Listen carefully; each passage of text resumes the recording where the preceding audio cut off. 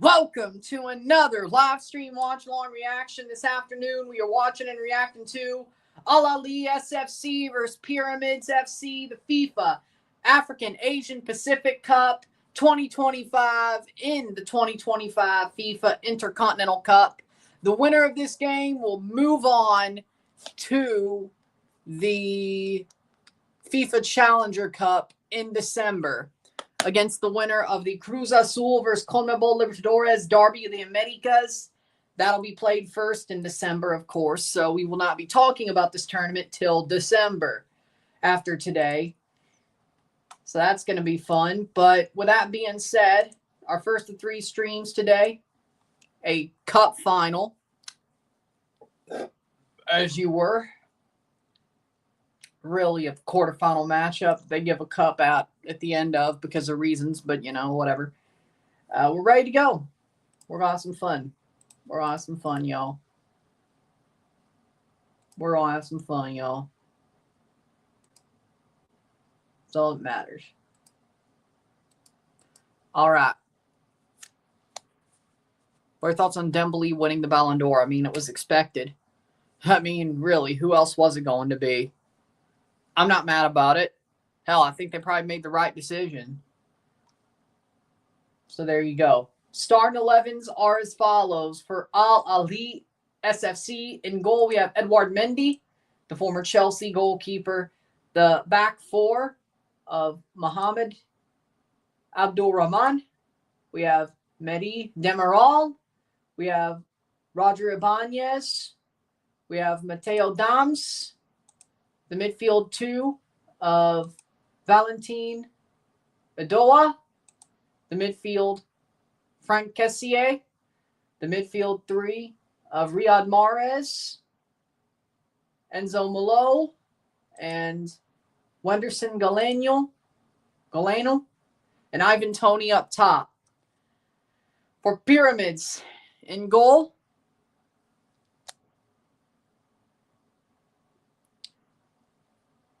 no CONCACAF player was nominated for the Ballon d'Or, so and they weren't even close to winning it. So I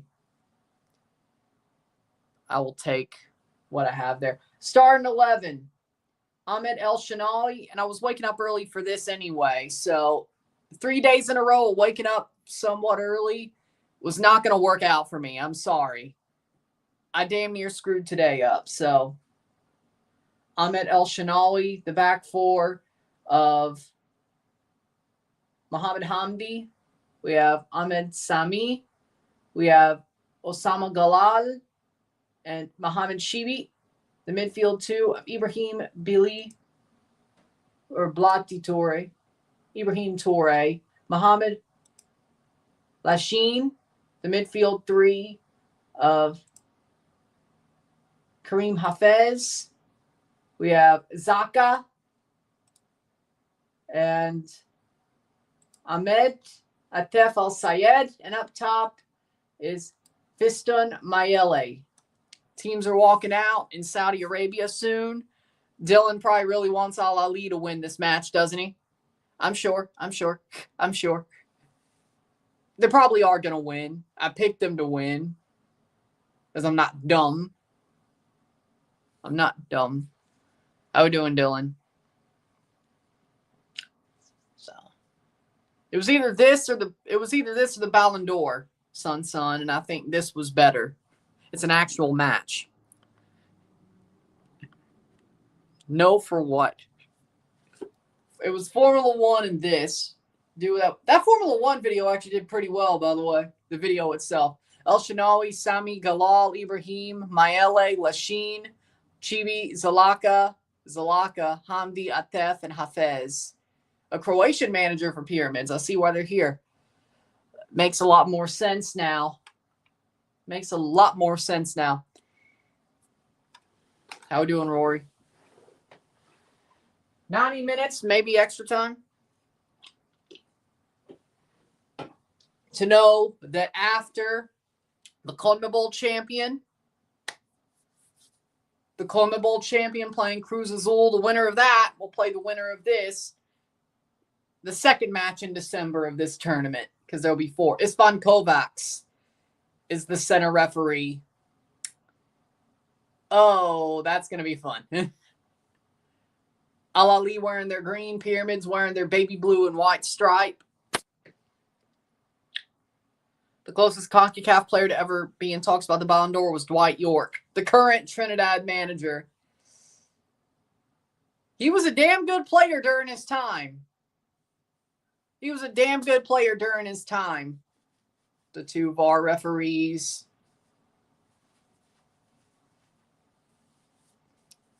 Starting 11 for Alali: Mendy, Ibanez, Valentin, Mahrez, Malo, Galeno, Tony, Demiral, Abdulrahman, Dans, and Kessier.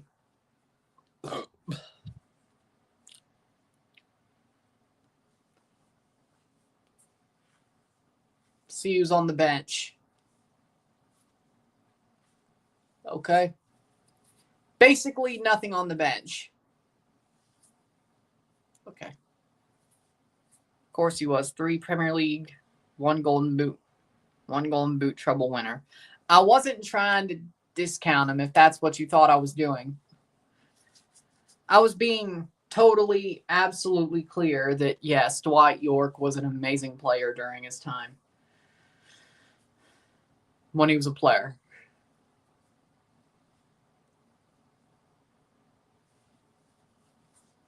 And I hope he finds his way as a coach. I really do. Not many great players. The game hadn't even started yet, Risklander. And they're playing in Saudi Arabia, not Qatar. Don't get him confused. Don't get him confused. As a coach, not so much.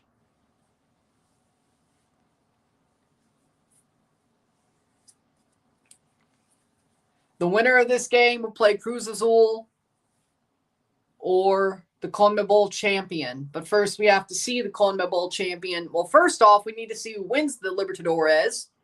Then we need to see Cruz Azul and that team play. And then the winner of that plays this. And the reason why it's going to be wherever they choose to put this tournament for the rest of the tournament is because the Libertadores ends so early. Joke's on you, that was still played at Qatar. And we're off. 90 minutes. Pyramids beat Auckland City pretty easily in Egypt to get here. There will be a trophy lifted at the end of the night. The red and silver and gold, somewhat a little bit gold, trophy, knowing they have a ticket to the Central Intercontinental Cup and the Challenger Cup match of the centralized Intercontinental Cup in December, which we will cover. And it won't shock me if it's in Saudi Arabia as well.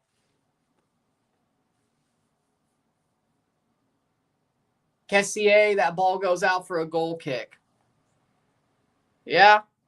I mean, it's one of the first times, I won't lie, the Saudi Pro League games are a little bit, even for the big teams, are a little bit you want. You want more out of it. But they knew how to show up for this, though. They got the message here. The game just started. They're not even down. Come on now. Like, if they score, they scored the opening goal. Are they the underdogs? Yes, but it's not a comeback yet. They're not even losing. Hell, it seems 50-50 so far anyway. It's only been a minute, but, you know, just because you're the underdog doesn't mean it's a comeback if you win from pillar to post. Now, if they're down 1 and then come back to win, whether that be a penalty shootout, extra time, or just over 90, because there will be extra time here if need be. Let's not forget that.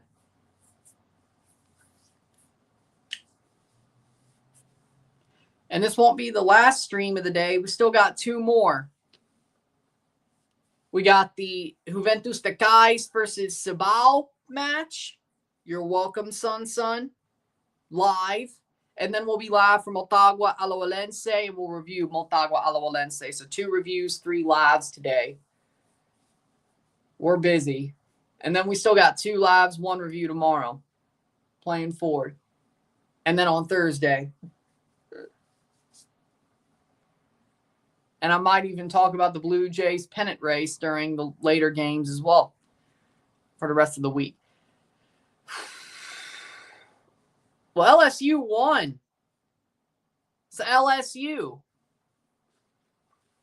Like, oh, wait, they both did win, right? Okay, no, Miami. I was like, wait, hold on, they both won. No, Miami. Actually, wait, you're talking about both the winners. Miami. Actually, yeah, no, Miami. Scratch that. I still am not used to Miami being good. And by that, I mean the college football team. Even though Miami, the soccer team, wasn't really good till Messi got there either. So, you know, your mileage may vary. But I'm pretty damn used to that. Miami played better, actually. Yes. Miami seems to me to be actually real. FSU, they had a good start to the season. All they really did was beat Bama. It's going to be a 3-point game, but Miami wins.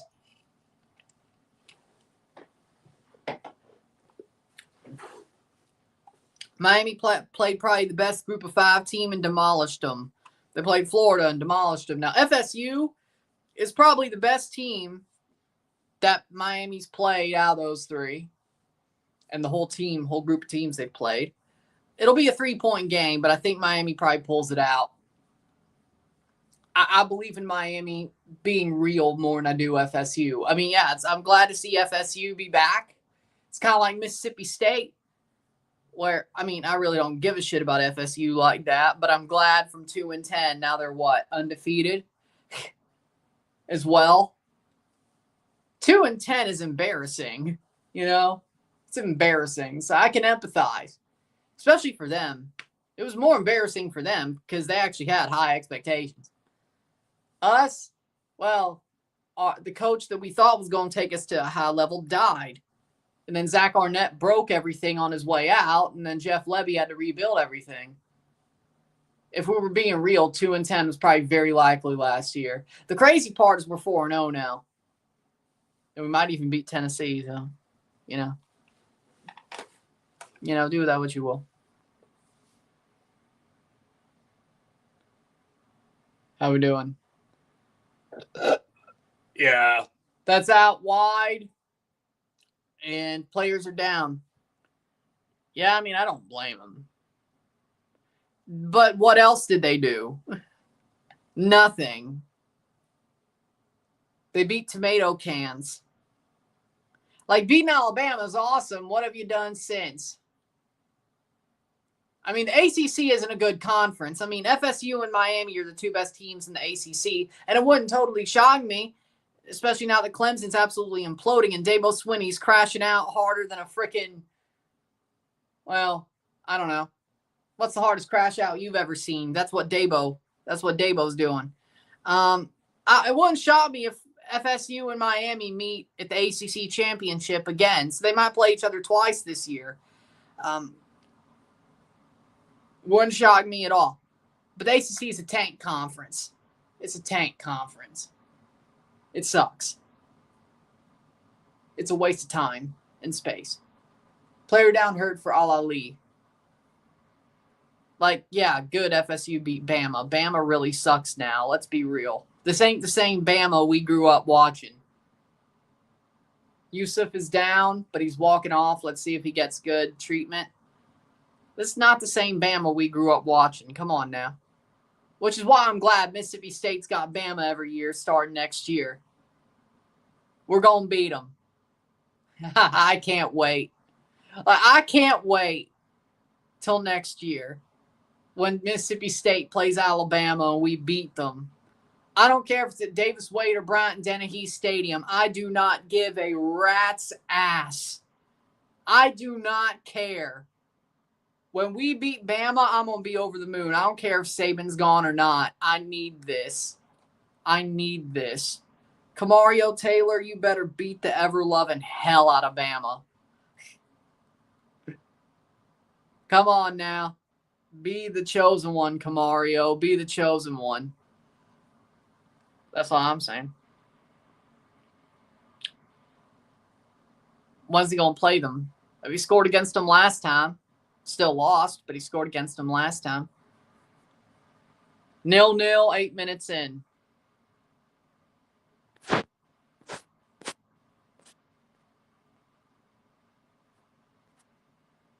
Alabama's that bad, and they're going to stay that bad. Playing forward, Alali. Having the ball at the back. Yeah, Pyramids is getting a little bit... Yeah, you know, I'm surprised that wasn't a penalty. You're right. Frankly, honestly, I'm surprised that wasn't a penalty. You're right. Huh, interesting. Pyramids is being physical. Let's see if this plays out. It's interesting. Game plan. Let's see if it works out for him. Cotton. Libertadores quarterfinal between Racing Club and Vélez Sarsfield later on. That'll be interesting. Whoever goes through still ain't winning the tournament. I said it during the Intercontinental Cup predictions. It's probably going to be Flamengo or Palmeiras. Was it Flamengo or Palmeiras? I think it was Flamengo Palmeiras. Yeah, what I thought. Yeah. It's going to be one of them two.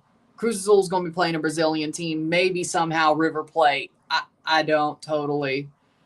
If there's Argentinian side, it'd be River Plate. I don't totally. You know. I'll still be rooting for Cruz Azul either way, though, even if they probably are going to lose. You know, let's go CONCACAF. That's December. Because it is. DJ Lagway is probably one of the worst SEC quarterbacks I've seen in my life. He's horrible. DJ Lagway is absolute shit. I don't care that it's midday. I'm going to say it. He's absolute shit. DJ Lagway is absolute shit. The dude's got the yips, too. I won't lie. But that makes him worse. Billy Napier. He can't develop a quarterback to save his life. The defense is actually good in Florida, which is crazy.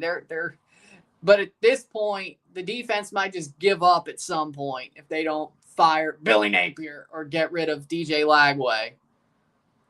I don't know. I don't know.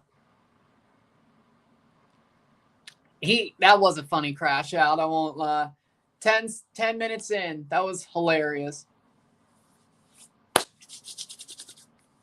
That was hilarious.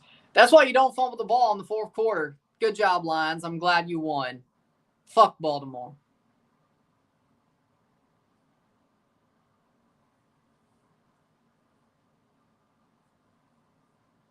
I'm very happy right now. Why do you ask? You seem very woken up, Ryan, for an early day stream that you damn near screwed. You say you damn near screwed up.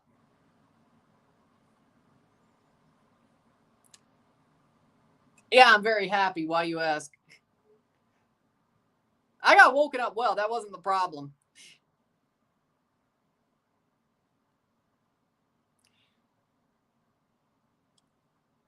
I got woken up well. That wasn't the problem.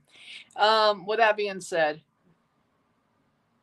yeah, because that's what made Saban leave. Shot, save. Here's a chance. Pyramid shot. Another save. Save. Oh my God, some 10-bell saves from Edouard Mendy. Why do we have Robert Sanchez? Can we send Robert Sanchez to Alali and just trade him for Edouard Mendy? Can we? Why the hell did we let him go? Why do we have that bozo when Edouard Mendy is slumming it in the freaking Saudi league? Can we send that bozo? Just trade them? Swap deal in January, please? Just have a swap deal in January. Goalkeepers are supposed to be older anyway. Can we send that clown to Saudi Arabia and get back Edouard Mendy? Can we? Please. Please. Speaking of transfers.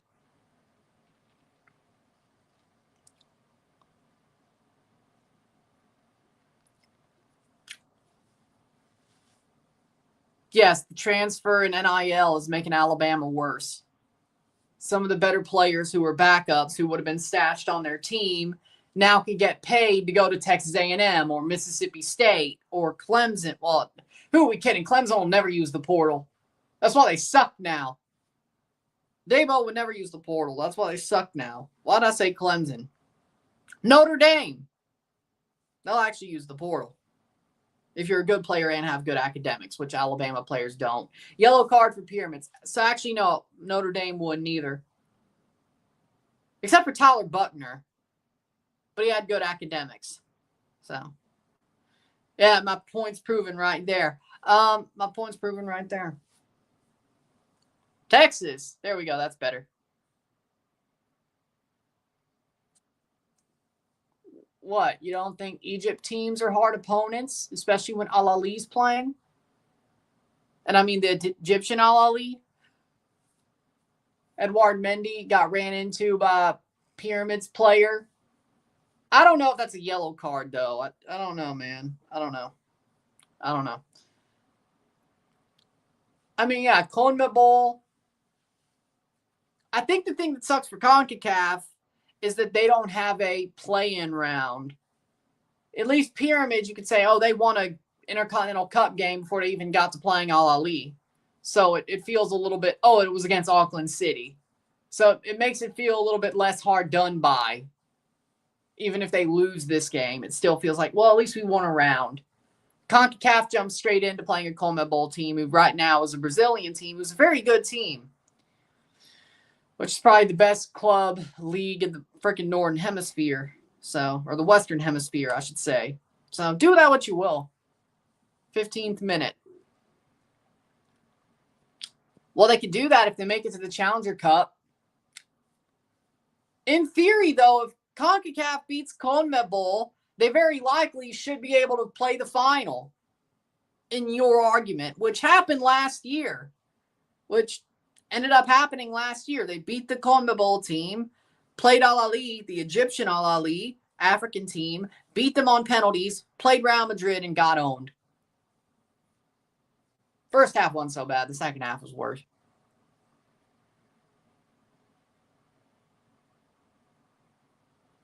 They better. I'm on flip. They better. I'm on flip. We're the world champions. If we lose to Lincoln Town, I'm on. Well, I don't know. I better not find out till. I have a feeling about punching a wall. I may not punch a wall, but I'll think about it. Thoughts on Ballon d'Oro? Dembele should have won it. He was the right answer. That's my thoughts. Dembele should have won it. He was the right answer. There you go. Free kick for Alali. 16th minute, 0-0. Very even game so far, but also a very physical game. That's Pyramid's game plan right now, is to be physical and out physical Alali. Yeah, they're playing for penalties. These Pyramids guys are playing for they're doing what Auckland City did more physically in the last game. Playing for a breakaway or playing for penalties.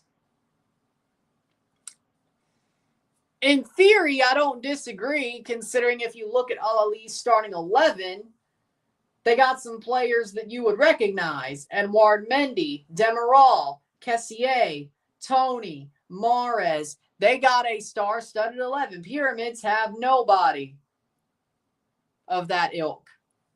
Unless you're a football manager nerd. Or you're me.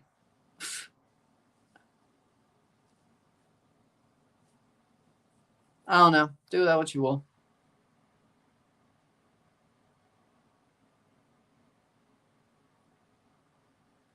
I'm a Toronto Raptors fan. What? I mean, you could say the Lakers were my second favorite team when I was growing up because of Kobe Bryant. Because when the Raptors sucked, Kobe Bryant normally was doing good. and the Lakers.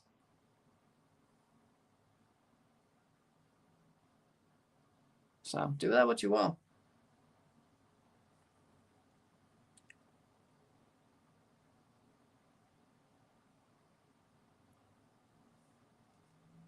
I wouldn't say I'm even a Lakers fan anymore.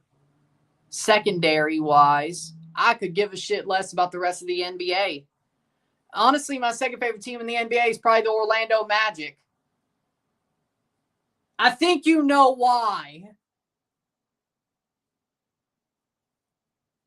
Same. Like, I mean, when the Orlando Magic made the playoffs, I actually cared. It was like, okay, I want to see them beat the Celtics. Partially because I hate the Celtics and I hate Jason Tatum's ass. I can't stand Jason Tatum. I can't stand the glaze for him either. Just like Josh Sargent. I'm around it. I can't stand it. At least Jason Tatum won an NBA championship, though, so this is a little bit more understandable than Josh Sargent. But no, I can't stand either of it. And I hate the Boston Celtics. But mostly I was rooting for the Orlando Magic for reasons you obviously could figure out. Well, then again, y'all can't add 2 + 2 together anyway. Rory and Bledsoe know, though. I know, and Rory and Bledsoe knows. That's all that matters. The rest of you can't add 2 + 2 together, so whatever. 19th minute. So, yeah, I mean, basically, yeah, I'd say the Orlando Magic are my second favorite NBA team. Only because a certain somebody's happy when they win. I still barely watched. I just want them to win. But, you know.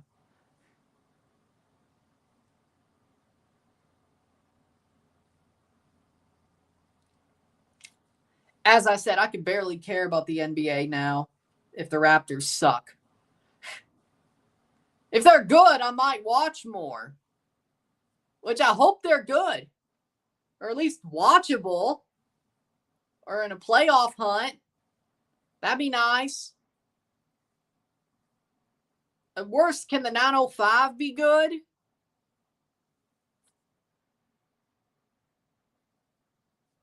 I don't think people really care about the Conference League, and I don't know if the voting counted the Club World Cup. That might have changed things. But Luis Enrique won the Champions League, and PSG actually looks like a team who can win things, Ryan. Really, it's the team who wins the Champions League, gets Manager of the Year. Shot! Goal! Pyramids! Miele scores! They got their breakaway goal! Pyramids! Oh my God! Fiston Miele! Oh, Pyramids get the opener! They get the opener! 0-1. Fair enough. Don't even get me started.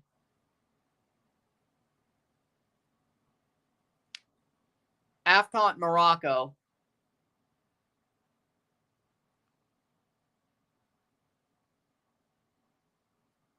Then I wasn't talking about you. And you can't add 2 + 2 together.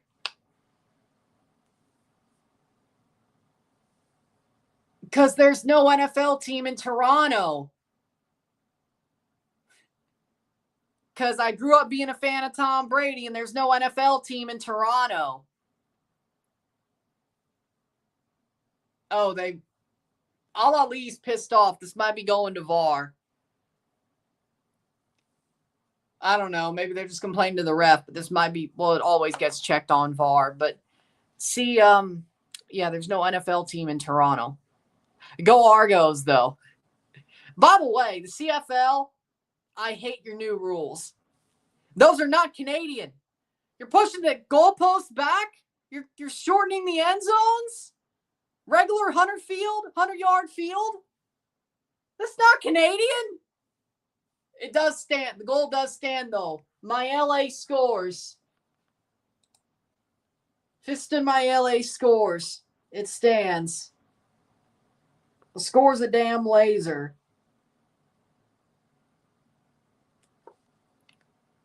It's the 20th minute. 0-1. Al-Ahli's got to get themselves back. By the way, yeah, the new CFL rules suck. At least they kept 3 downs and motion to the line. The field wasn't supposed to be changed, though. How is this freaking... No, man. No. No, no, no, no, no, no, no, no, no. No. What are they doing? Oh, by the way, they ruined the Rouge, too. They ruined the Rouge, too. So if you kneel the ball down in the end zone on a kickoff or punt return, or get hit in the end zone, it's an extra point for the return, or for the kicking team. But no missed extra point or missed field goal Rouge. What are we doing?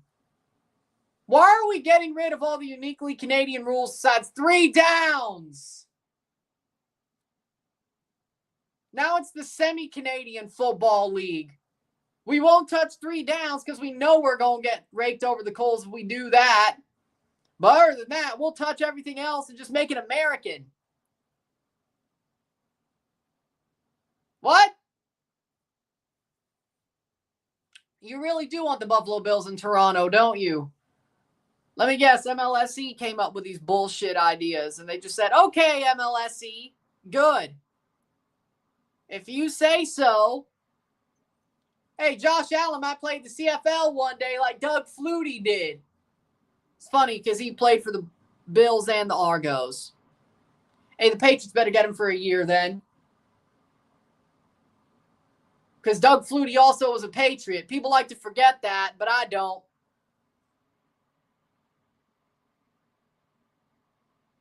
Yeah, I'm so sad to see that, honestly. I saw that on SportsCenter before Monday Night Football, and I was like, damn, really? Damn, that sucks. Anyway. Oh, no. Or my other reaction was a Jeremy Clarkson, oh, no. Anyway. If you watch Top Gear, you'll get it. If you don't, well,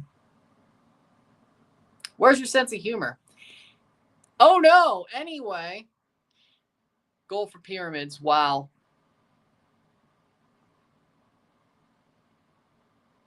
Fair enough. I'll agree with that.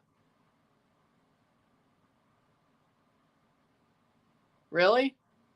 Man, I wish it was for the IC title instead. Well, yeah, I agree. If Alali does not come back, this is very good for Cruz Azul, the Colombo Bowl champion, and whoever advances. I'm not complaining. My prediction may be wrong, but I ain't complaining. Yeah, that wouldn't shock me.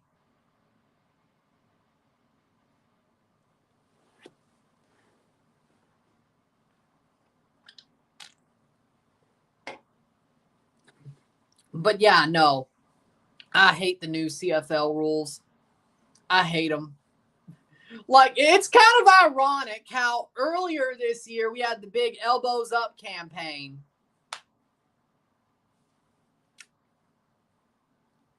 The big Elbows Up campaign. And then back in September of 2025, the CFL basically cut to the USA on everything but 3 downs.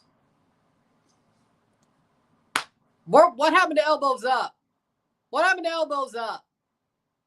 What happened to Radically Canadian? You know, what happened to that? You know? Like, the CFL cut to the USA on everything but 3 downs. Oh, yeah, 12 men on the field. There is the slot back. They still have the slot back. Thank God. They still have motion on the line. Thank God. But who really cares about that? People don't talk about the CFL being like, oh, there's a slot back. They have motion to the line. Nobody talks about the CFL that way. It's 3 downs.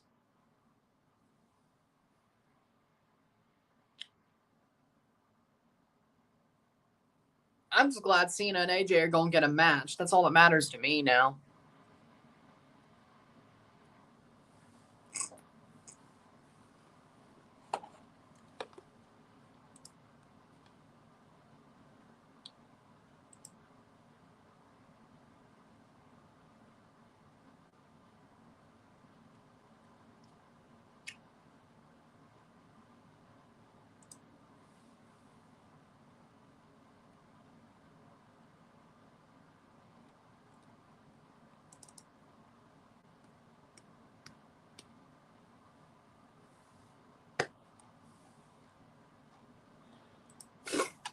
Playing forward, 28th minute.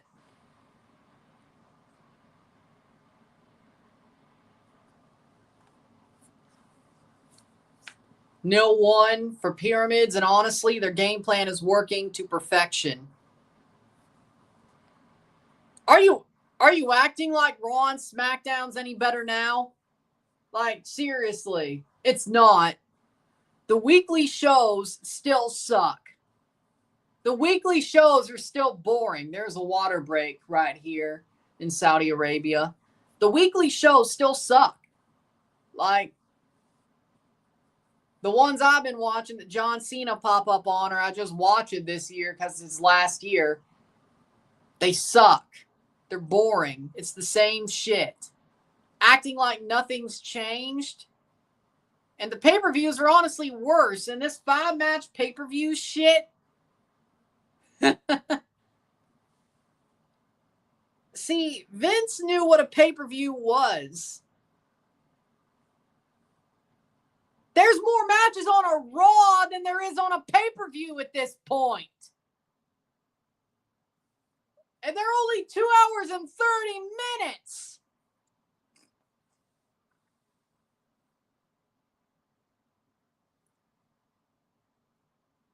And normally on Netflix, Raw is now 2 hours and 30 minutes. And they still fit more than 5 matches on Raw. SmackDown gets more than 5 matches, and that show's 2 hours. With no overrun. With promos, by the way. Just to be damn clear.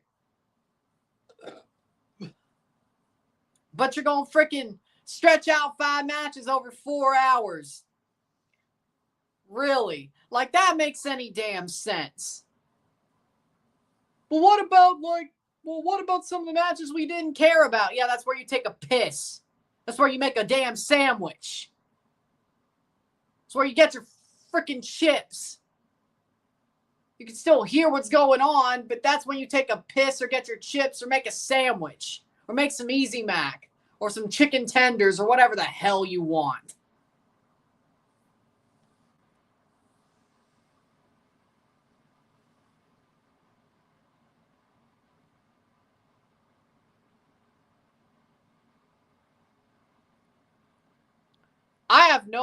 It depends. I'm starting to think even if ESPN Unlimited is free through YouTube TV or that VPN works that we already have through our antivirus, even if that works, I could watch it on Netflix. I don't know. I really don't know. I really don't know. I got to watch the Royal Rumble before I make a full decision. If Sami Zayn wins the Royal Rumble, I'll keep watching. At least to see Sami Zayn be world champion once. After that, maybe I might keep watching until Sammy's retired, Punk's retired, AJ's retired.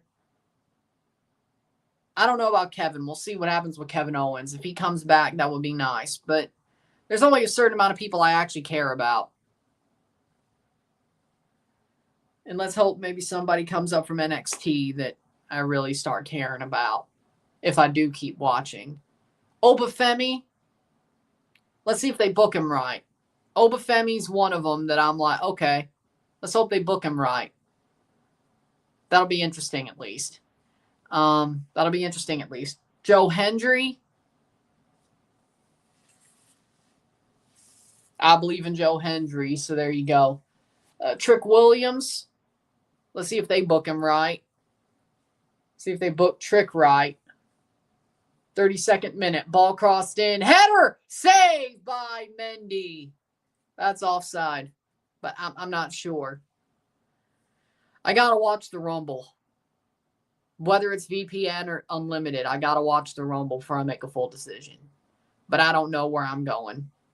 I don't know if yes or no. The fact that I have to make my decision when it comes to the Rumble and the road to the Rumble is not a good sign. It's not a good sign. But we'll see.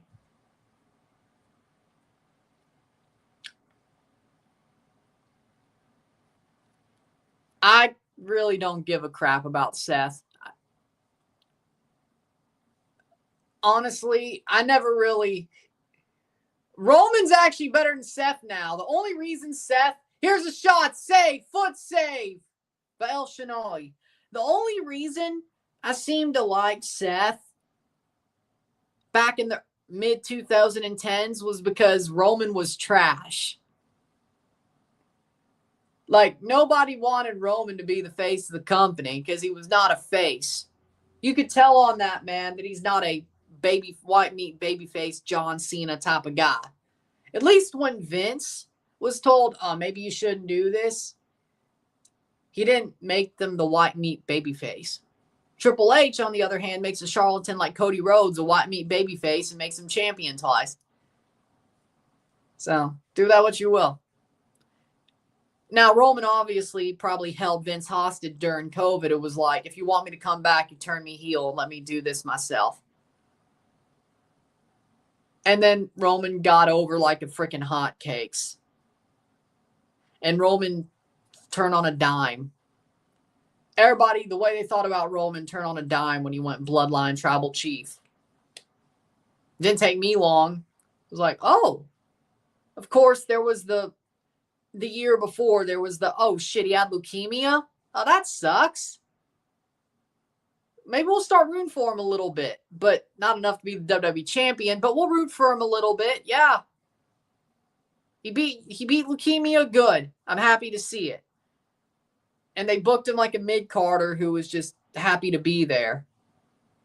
And then they almost made him beat Goldberg for the Universal title, but thank God COVID didn't make that happen. Could be like, well, he was going to beat Goldberg as a face for the Universal title if COVID didn't happen. Well, yeah, true, but that was stupid in itself. But either way, it was stupid in itself. But frankly, I mean, the one I was the most biggest fan of was Dean Ambrose. Like, when it came to the Shield, the one I loved the most was Dean.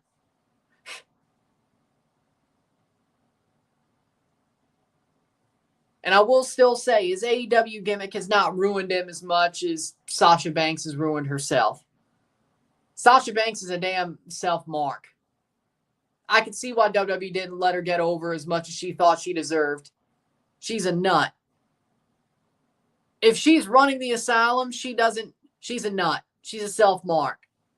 She's a self-mark. I don't know what to say. Sasha's a nut.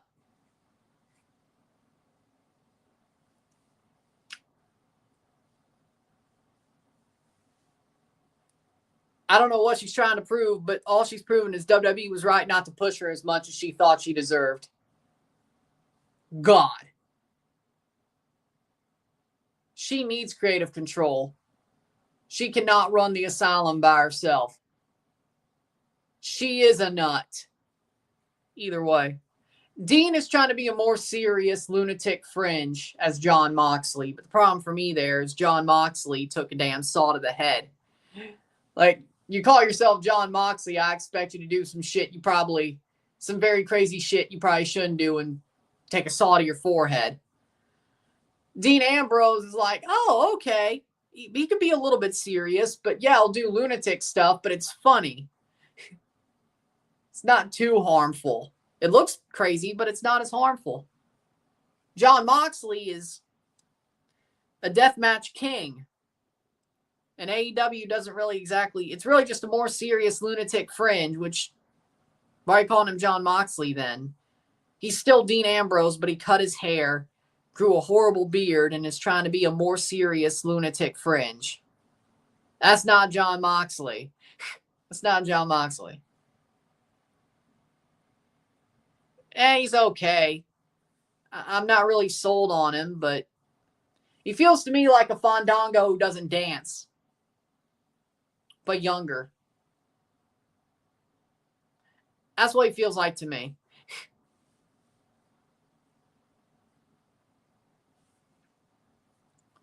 He's got a good look, but other than that, he feels like he'd just be Grayson Waller's tag team partner on the main roster. That's what he feels like to me. Which might work, but you know.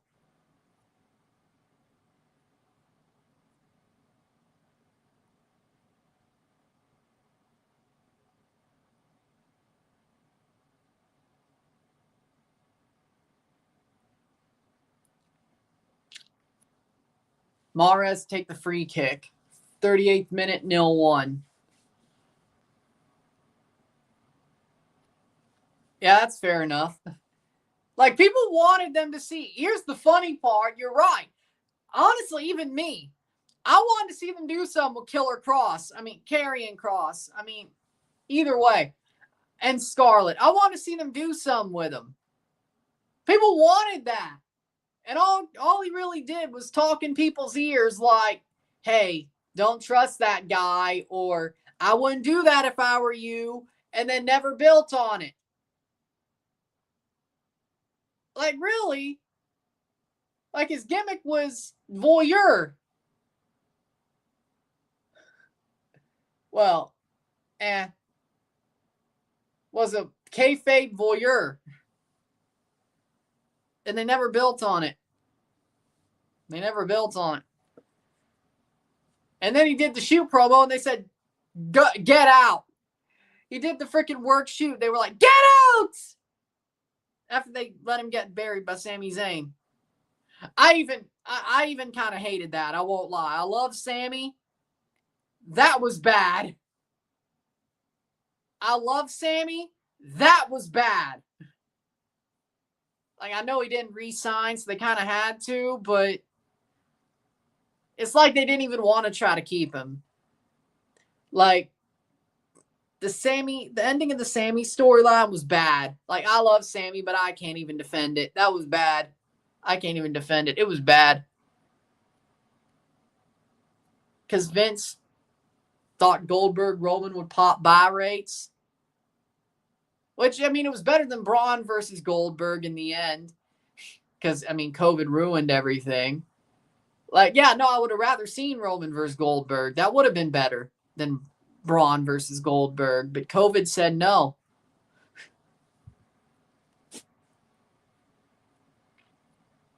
Yeah, I agree. Russo, he had his moments. I also love hearing Jim Cornette lose his shit on Russo all the time. It's kind of getting back there.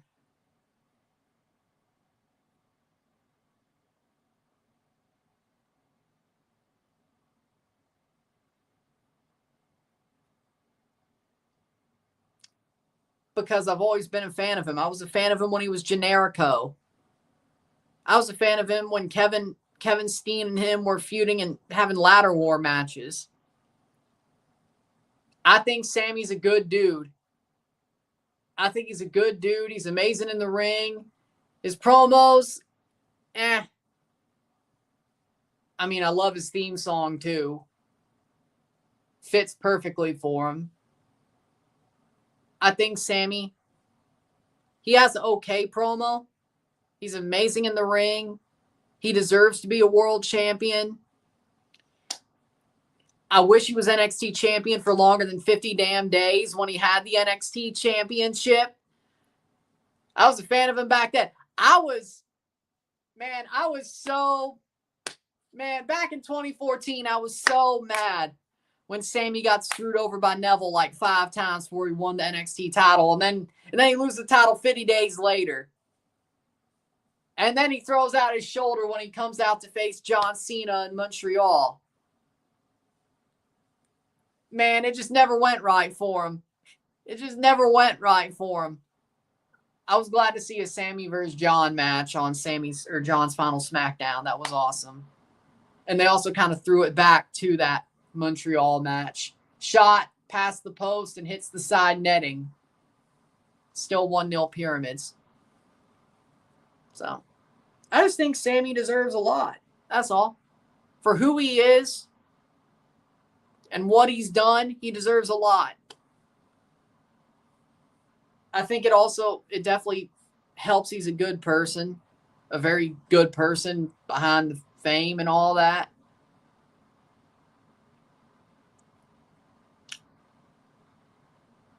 If he was an asshole, maybe I wouldn't like him. If he was a piece of shit, maybe I wouldn't like him. But, you want to root for him just because of who he is.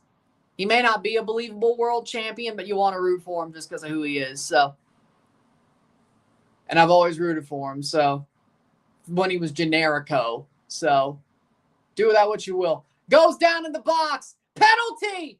Penalty for Alali. They get a penalty there.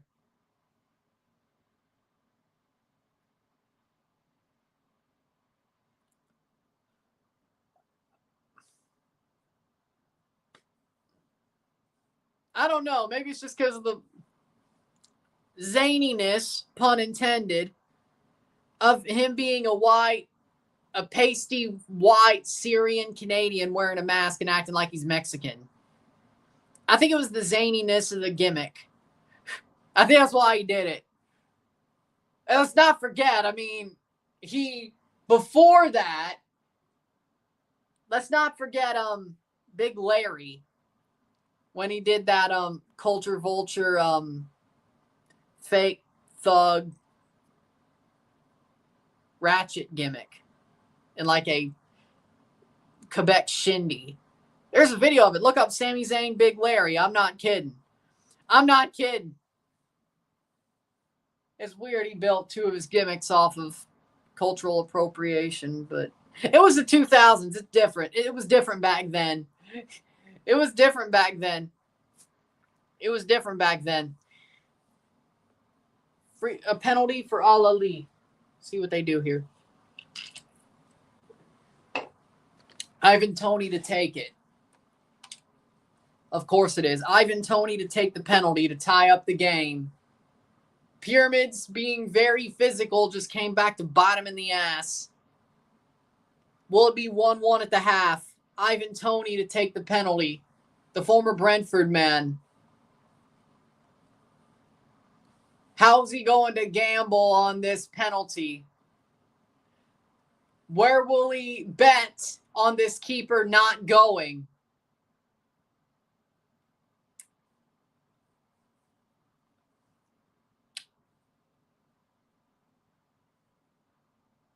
And he takes the shot. Goal. Sends it to the opposite side of the keeper. And Ivan Toney scores the penalty. It's 1-1.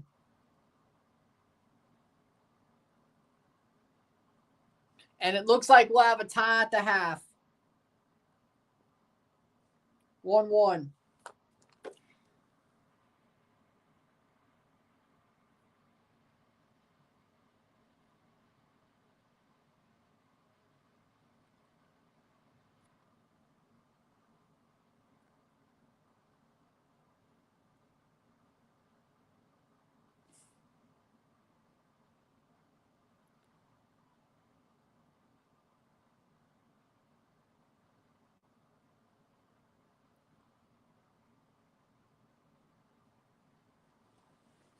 Six minutes of stoppage time.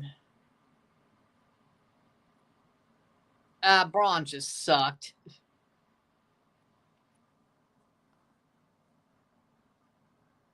Don't remind me about that Johnny Knoxville match. Man, I was pissed they did that to him.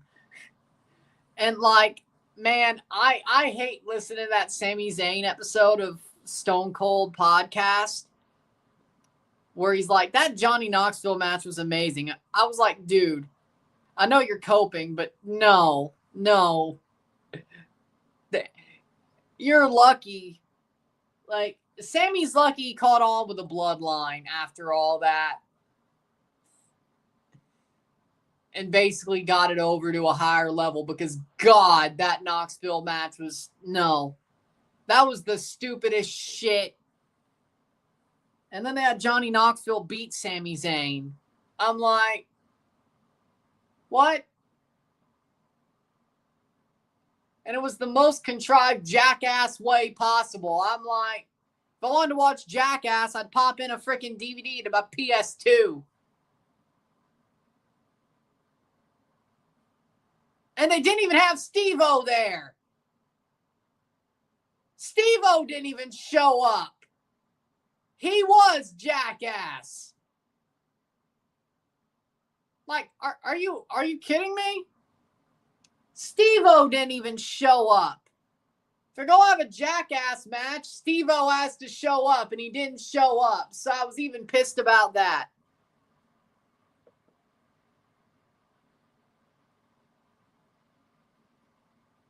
What do you think I'm drinking?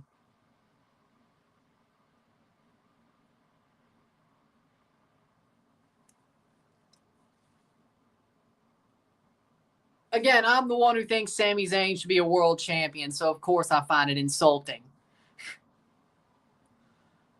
Let's not forget, you're the one who doesn't think he's a world champion. I'm the one who thinks he's a world champion, so of course I found it insulting that he's not going for, that he wasn't going for a world championship, that he was fighting Johnny Knoxville.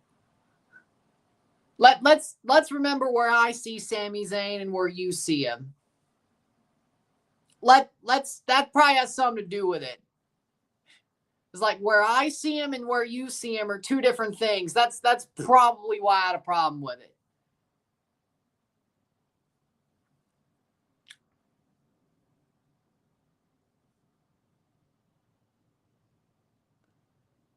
No world champion in my mind should be wasting a WrestleMania fighting Johnny Knoxville and all the jackass cronies except Steve-O. Whether they are a world champion or a future world champion. No. No. No. No. Which when he finally wins the world title, it's going to be hilarious that he did that. I'm still going to cringe. I'm still going to cringe when it happens.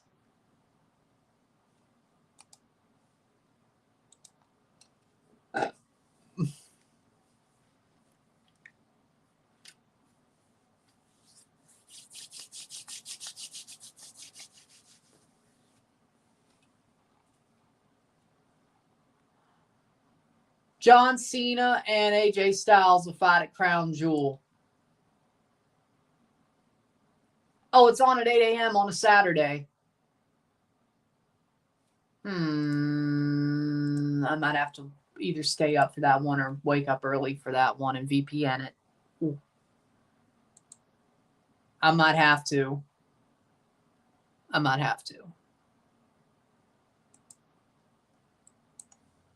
Or watchwrestling.com.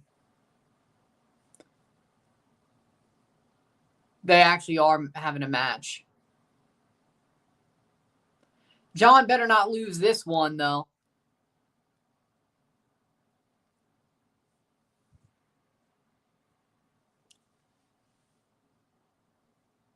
I've been saying this since 2014, okay? To be fair, I've been wanting Sami Zayn to be world champion since 2015, since he got on the main roster. Braun Breaker, Logan Paul, and LA Knight had nothing to do with WWE at the time, and I still want to see it. So let's be fair. This ain't something new when he just faced Roman for the title of Montreal. No, I've wanted him to be world champion since 2015. Hell, since he was in NXT. But since he's been on the main roster, especially after he got screwed with a 50-day NXT title reign.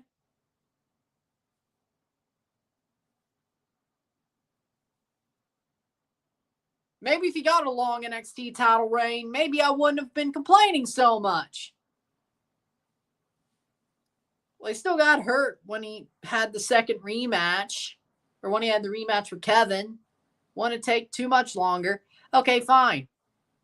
Maybe if Sammy got about a 100-day NXT title reign, maybe I wouldn't be complaining so much. I mean, I love Kevin Owens, but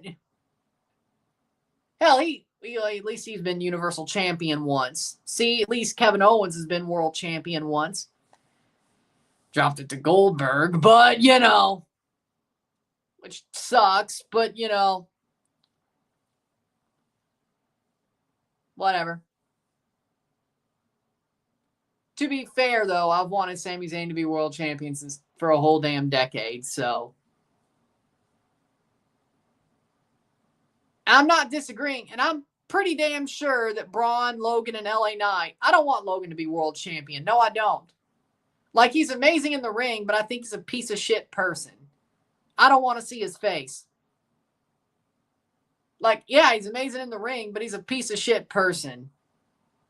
Like, I know he's going to win the world title, but damn, I'm going to hate it when he does. Braun and LA Knight, I'll be happy for them when they get it. But Sammy needs to win. Oh, he's going to drop to Logan Paul, isn't he? Yeah, my luck, he's going to be the one to drop it to Logan Paul, and I want to smash my head through a wall. Yeah, that's going to be amazing. That's going to be amazing, by the way. Playing forward. 45 plus 7. Getting to 45 plus 8. Header. Goes down the box. Here's a shot. Blocked. Another shot. Blocked. Alali tried to take the lead at the end of the half, but it's in Australia. They're about 24 hours ahead of us, if not more. Shot. Blocked away. Well, if they were maybe 36, but Australia is very much ahead of us. Very much when it comes to time zones.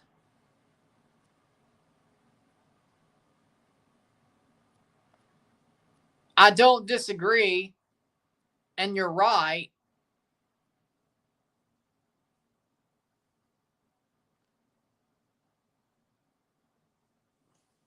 And you're right. Like I said, I don't like him because of who he is. The person that he is. I don't like him for that. But I know he's going to be world champion one day. They're not going to give him the title. They put too much work into him.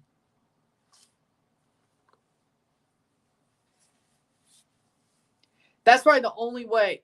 No.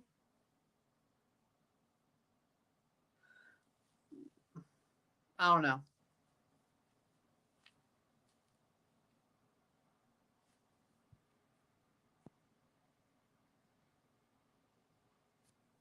But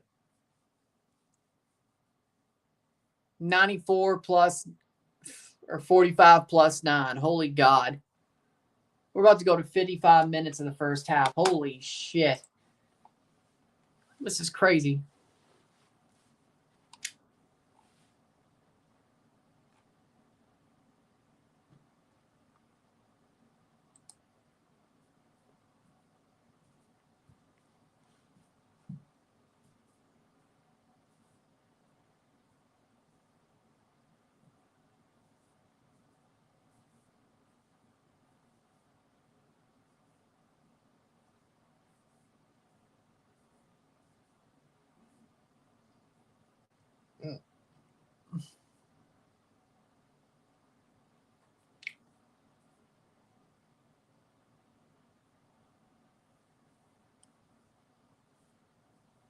Players hurt.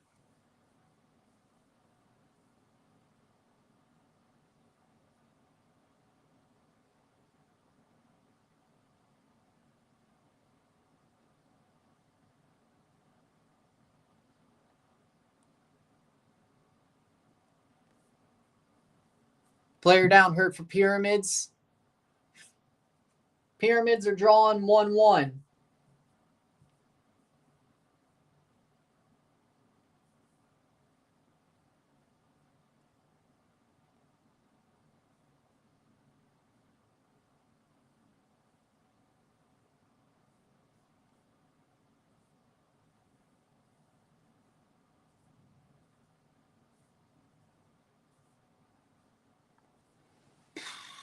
Waiting for the second half or the first half to end.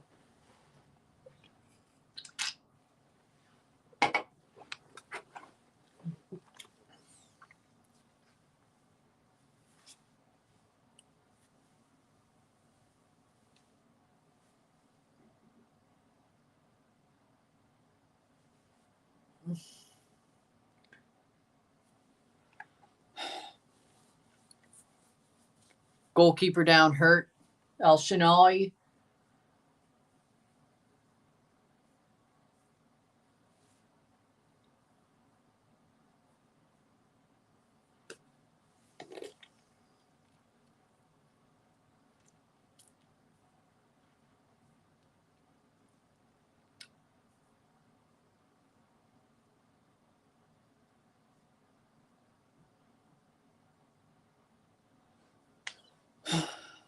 $45 plus 12.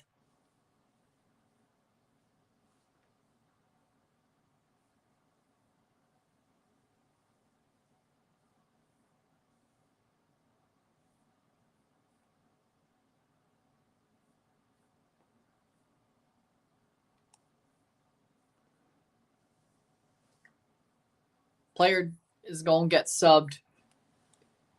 Jesus. Oh, Ali coming on.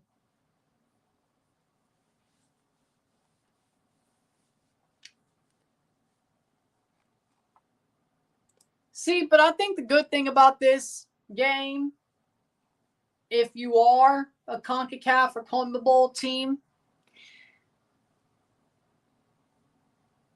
is that if you out physical Alali, you can win. Cross in. Maybe hold it. Maybe hold it back in the box. Free kick the other way. But other than that, that was a pretty stupid penalty to give away, and arguably they should have given away too. But it's halftime. It's 1-1 at the half. Very physical game so far. Pyramids led up until the 45th minute, and then there was 13 minutes stoppage time where they could not find a leading goal, either team. Alali was probably closer, though. They're starting to wake up a little bit after their penalty. I will say that, which you would think so. Well, that's probably because of the steroid suspension.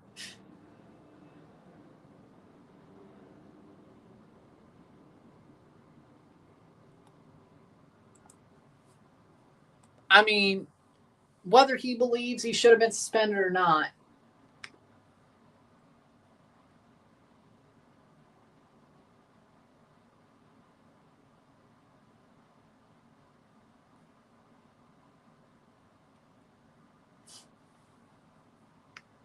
even game, but Alali's starting to wake up. But it's sad to see how Mudrik's career ended up.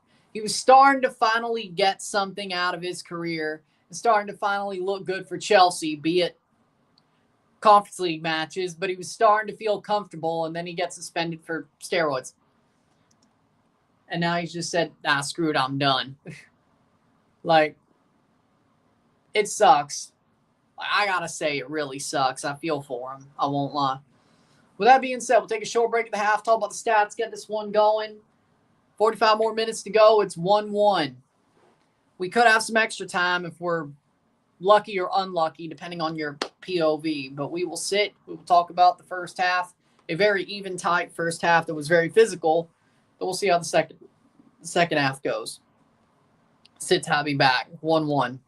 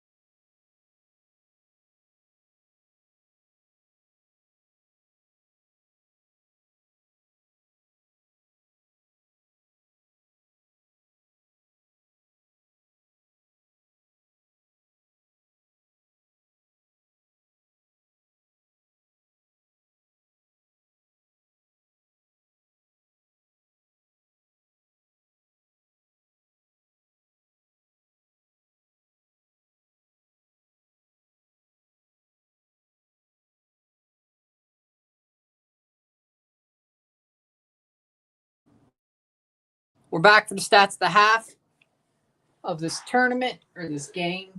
We have 63% possession to 37% possession, 4 shots to 6, or 6 shots to 6, my bad. 3 shots on goal to 4. We have 135 accurate passes, 82% to 69, 74%, 8 fouls to 11, 5 corners to 0, 6 shots to 6, 3 shots on goal to 4, 164 pass to 93, 82% pass accuracy to 74, 6 throws to 12, 0 offside to 1. 0 yellow cards to 1, 0 red cards to 0. We have 1-1 at the half. For me, looking at this game, Alali, they've started to get forward a little bit and be better after their penalty and really wake up after their penalty goal.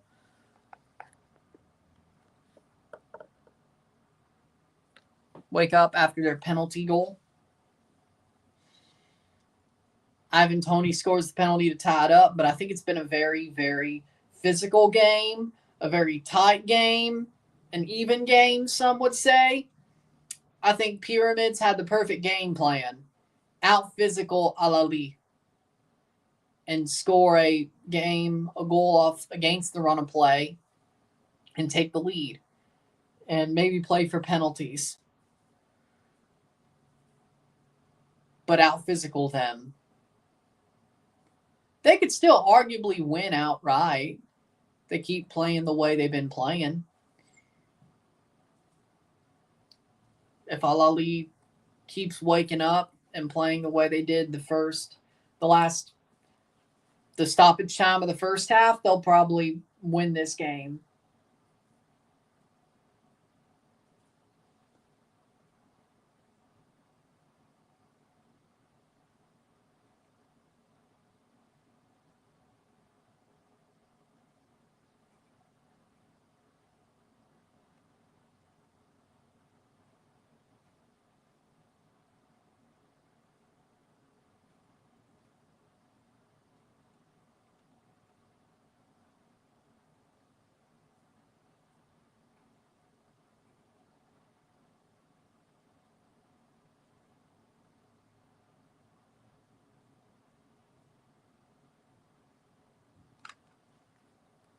I don't know why they're booing Garnacho. I have no idea. See how the Chelsea game's going, by the way. 0-0, 24 minutes in. What do you know? Struggling to Lincoln. Oh, they're playing there. Okay, that makes a little bit more sense.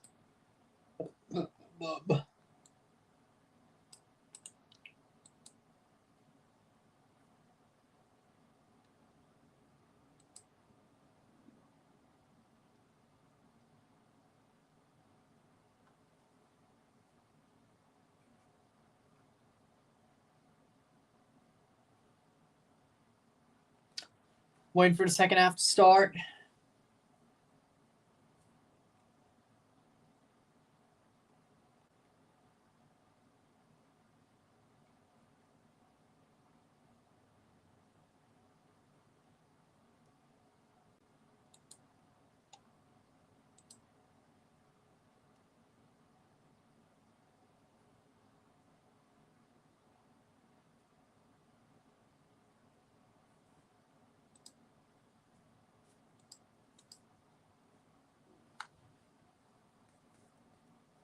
Second half of this game, let's see how it goes.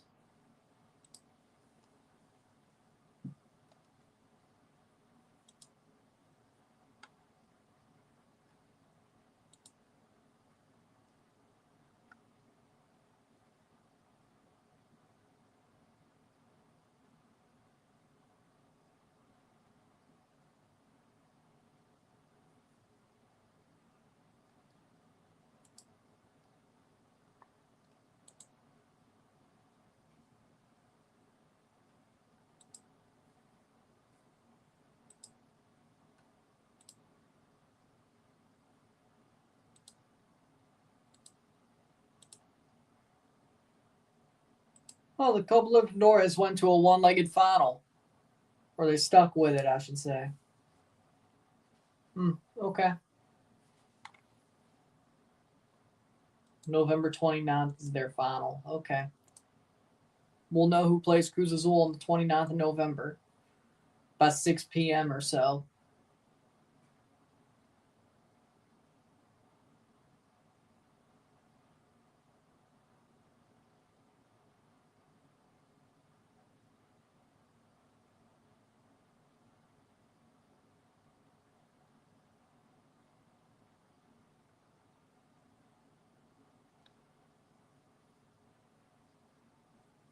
But we'll wait for the second half to start here.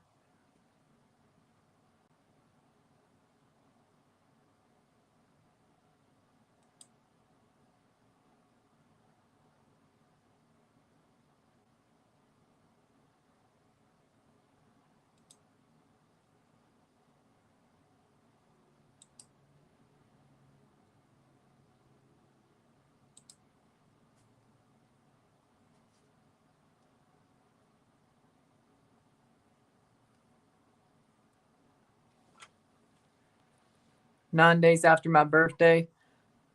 Talking about the Libertadores final, or I was like, I hope so, because shit, I feel if I missed your birthday by 9 days, I mean, you haven't really shown up recently, so I mean, that's not my bad, or that is, well, I guess it is, but it makes me feel bad.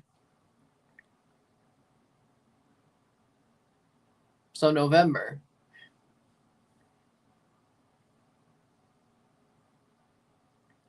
I'll try to remember that.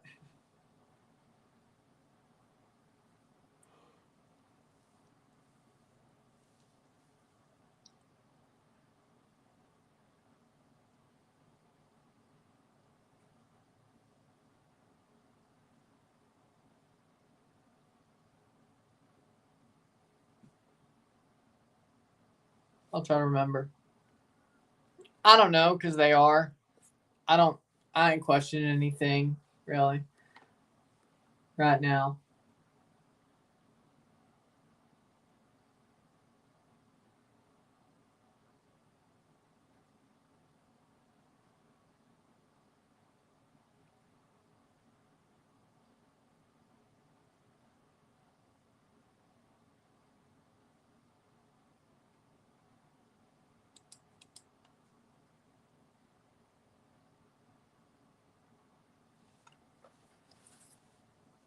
Second half about to start.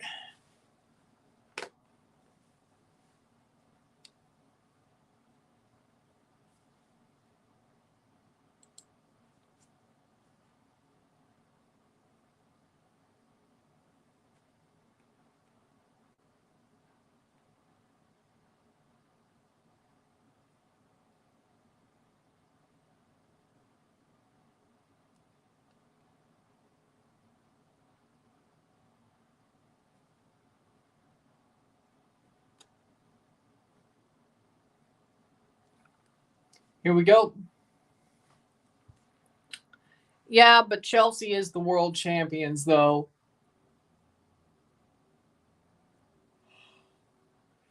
In theory, this should not be happening. And they aren't losing yet. It's still a draw, as far as I saw. But what do I know?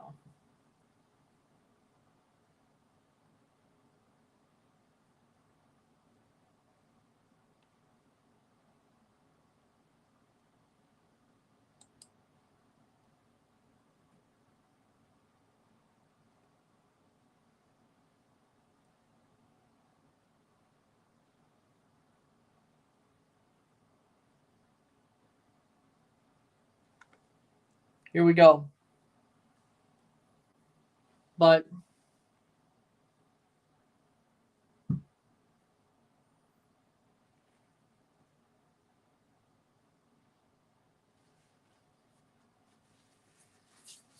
second half, here we go.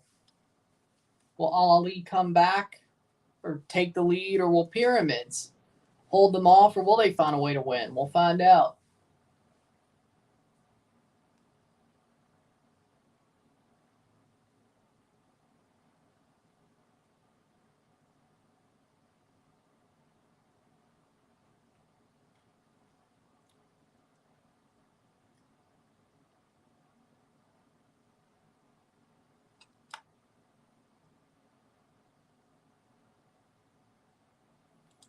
And we're off. Second half. Here we go.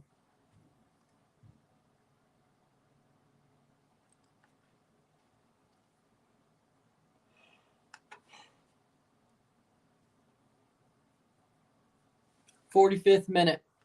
Plymouth beat Liverpool last year, FA Cup. Grimsby Town. Well, yeah, Grimsby Town should have beat Man United. They also upset somebody else this round. It wasn't a Prem team, but still. Pyramids going forward. Goes down. Maele, top of the box blocked. And Alali takes it the other way. That one should have happened, was always going to happen, I believe. Plymouth beat Liverpool last year. Now, that was crazy. That one was shocking. Liverpool looked like champions all year last year, too. It wasn't like they just backed into it. So, I can't sit here and say, like, in the moment, was it not shocking? No, Liverpool looked like champions all year. So, the fact they lost to Plymouth was kind of... I think that was at the time Plymouth had some really good form, though.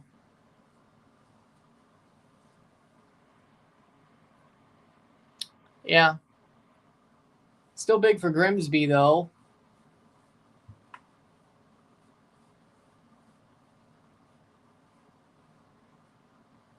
'47th minute.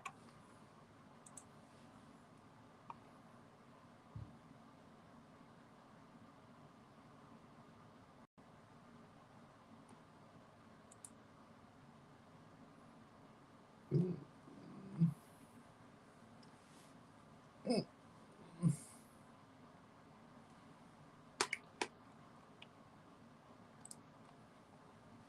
48th minute.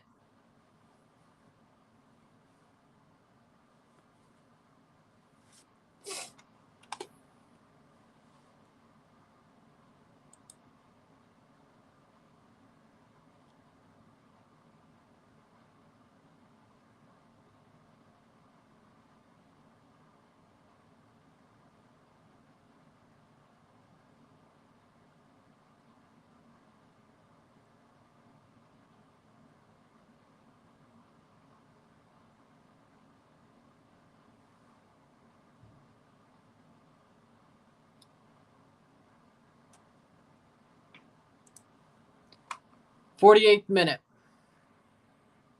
NYCFC Miami games tomorrow. Looking forward to the match. Remember, New York Euro Snob, support your local club. And you're taking your friend who's going to root for Miami because he's a Barcelona fan. And Barcelona fans are still loyal to Messi 100%. Maele plays it forward. Pyramids are starting hot. I got to say, they're starting very hot here. Goes down. That did go off his hand. Free kick.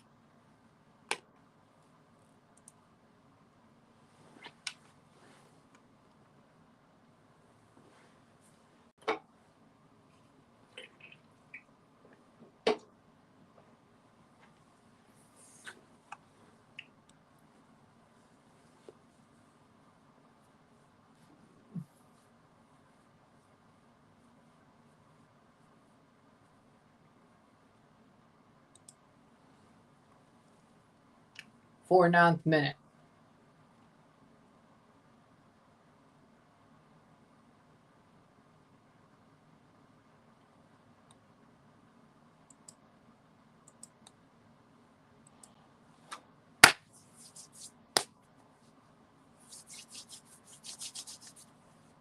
Pyramids are doing well recently. Algeria is another good shout for AFCON. I'll agree with that. Is Gabon in the AFCON? I hope so. I'd love to see Denny Bouanga single-handedly win the AFCON for Gabon. That'd be hilarious.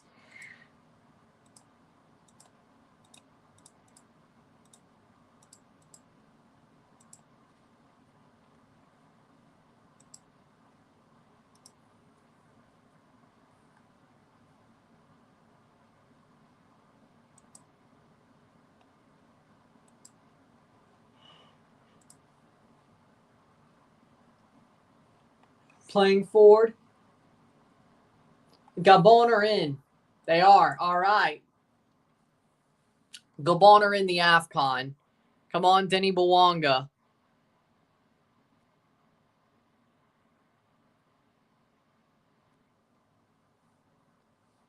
That'd be nice. We need to see some Denny Bwanga magic from Gabon in the AFCON. And Gabon are close to making it to the World Cup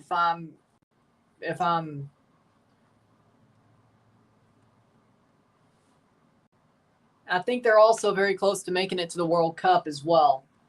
So, do with that what you will.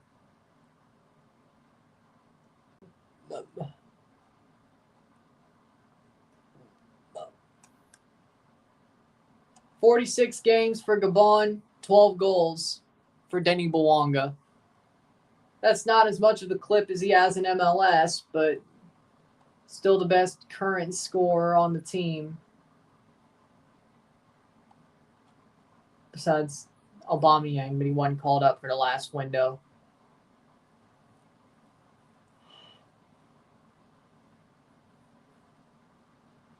Huh. 52nd minute. Cross in.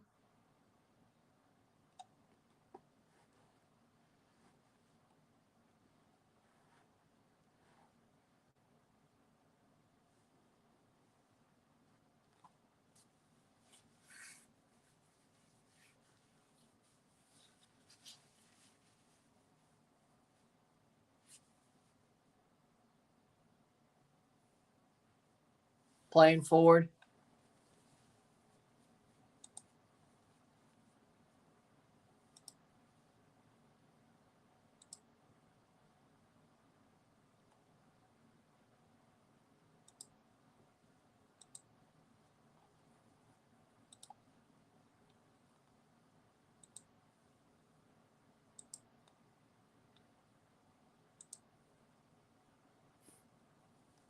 Free kick for Pyramids.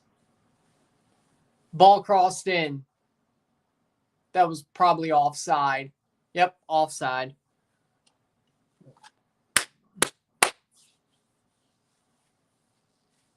Hmm.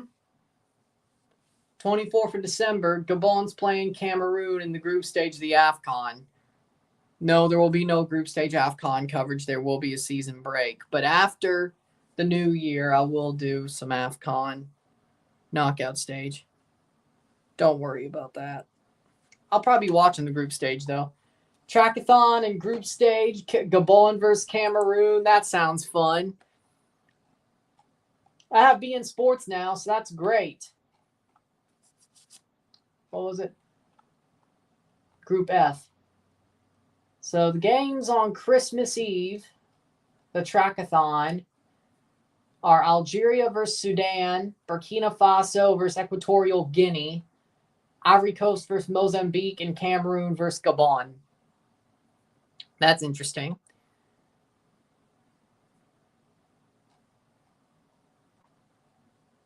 Christmas Eve, you got Nigeria versus Tanzania, Tunisia versus Uganda, Senegal versus Botswana, Congo versus Benin. Okay. Morocco plays on December 21st versus Comoros. Santi Jimenez scored. Well, good for him. Throw in for Alali.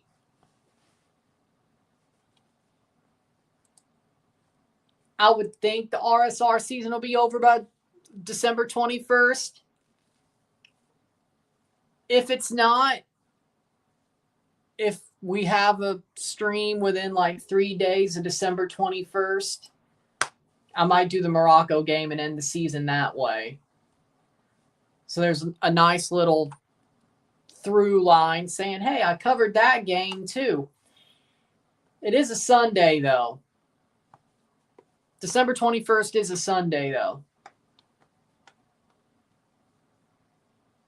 I really don't want to put a suit on for a... Damn it.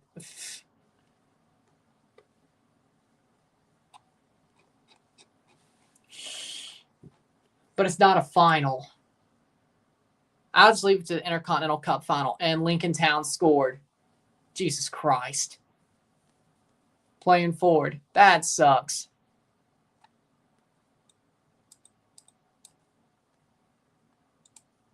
No, we'll just have the season finale be the FIFA Intercontinental Cup final. Yeah, that's what we'll do. Playing forward.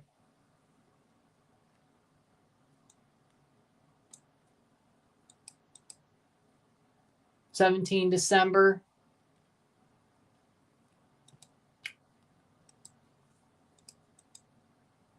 Playing forward.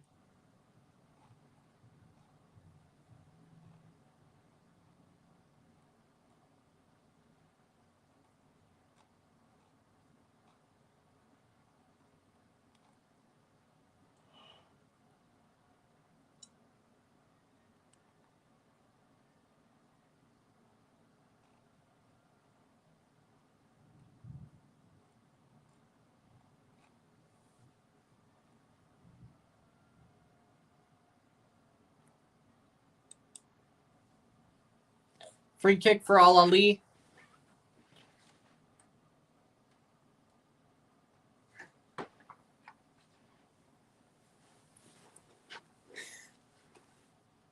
.57 playing forward. That's a free kick for Alali. Zalaka fouls the guy. Wait, is he the one on the yellow card? He's the one on the yellow card, right? Oh no.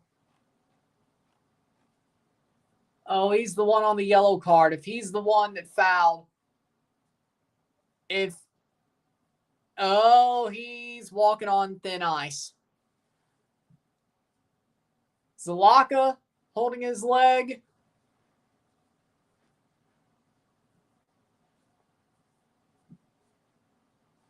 We'll see what the call is.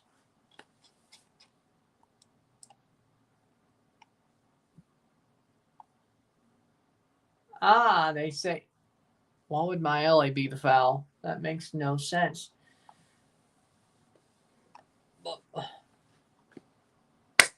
58th minute.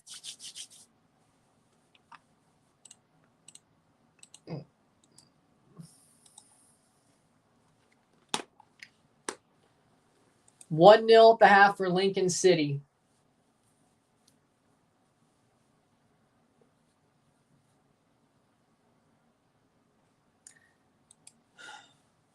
.58th minute. I would agree with that, but a lot of these guys wanted the bag. Here comes Alali. So that's on them for wanting the bag. Ball crossed in. Header. That's wide for a goal kick. If these guys wanted the bag, that's on them. I don't know. It must be another game like the Legio Warsaw game. It must be like that because there's no other explanation. Chelsea didn't want to come to play, and they're getting walloped by a team. At least this time it's on the road. Not like Warsaw where that was at home. But you're telling me after Man United, after Bayern Munich, you don't wake up against a team where it should be easy for you to win? Man, I can't stand these guys sometimes.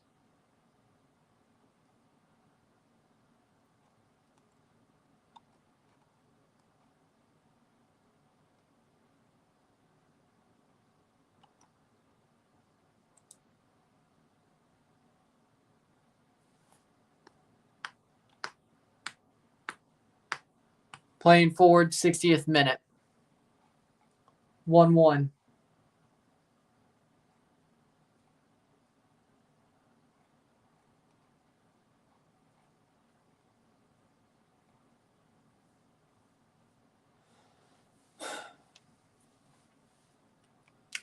.60 minutes. We're past the hour mark. A 1-1 draw. Pyramids start off hot the second half. Very physical still. Alali got a penalty goal at the end of the first half, or at the 45th minute before there was 12 minutes of stoppage time. Alali started off, really grew into the game after that goal, but after the first half started, was a pyramid start. Hot start. Now, Alali are starting to wake up a little bit. But still a tight game overall. 1-1. Still a very tight game overall. So remember that extra time and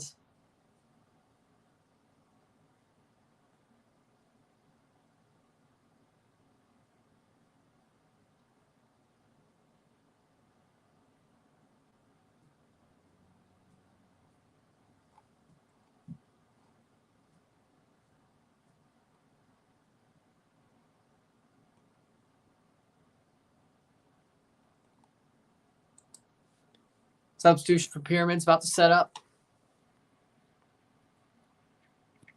Okay. I mean, that makes sense. There'll be more police officers at the stadium and the gates open 5, and all stadium staff that usually work Mets games also be there. I mean, that makes total sense. I'm not surprised. 61st minute.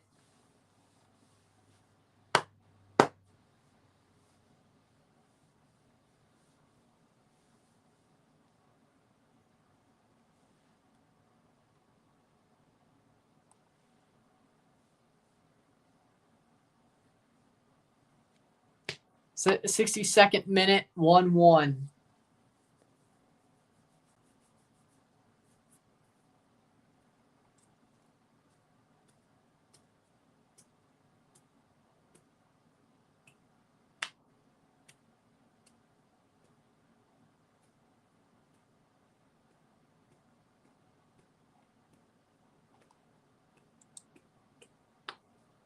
'62nd minute.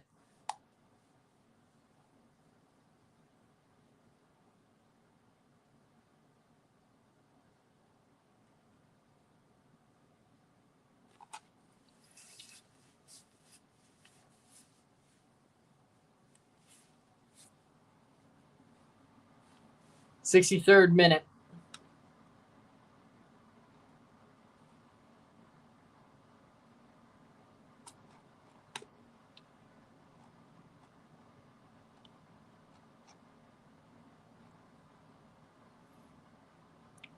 Playing forward, Alali. Pyramids got the ball. Here's a chance. Here's a chance. My LA! Goal! Offside. No. It gets called offside as he signals goal. No. He checks. He sees the flag. He signals goal. Then he sees the flag and raises his arm. It is offside. Oh, no. He shouldn't have played it to him. He shouldn't have played it to my LA. Oh, no.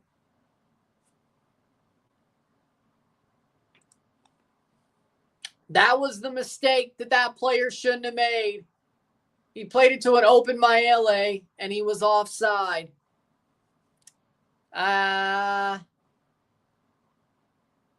Let's see if this goes. Checks to VAR. Let's see what they do. Tough break. Man, that sucks. The center ref's like, goal, no way, offside. That sucks. My LA almost had his second. And honestly, Pyramids earned that or deserves a second. Let's see if they go to VAR for it. It is offside.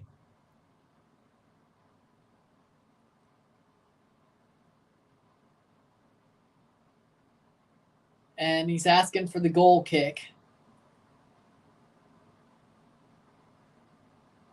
Yep. Shouldn't have passed it. That's sad, you know? That's sad.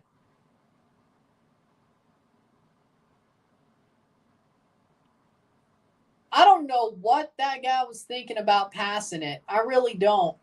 Like, he could have cut in and taken the shot. Why? He either didn't trust himself or he didn't realize the moment. Like, that's sad, you know? Like if you're, I bet now that guy would have been like, you know, I should have cut in and taken the shot. But he should have done that anyway. He had the room to do it. The closest guy to the ball besides him was Mayele. All that guy had to do was cut in and take the shot. Alali's going to score here. I just know it. That's out for a corner. That was the punch you didn't want to not hit. You took a punch and grazed their nose, but you certainly woke them up instead of knocked them out. Yeah, that's not what you want if you're Pyramids. That's certainly not what you want.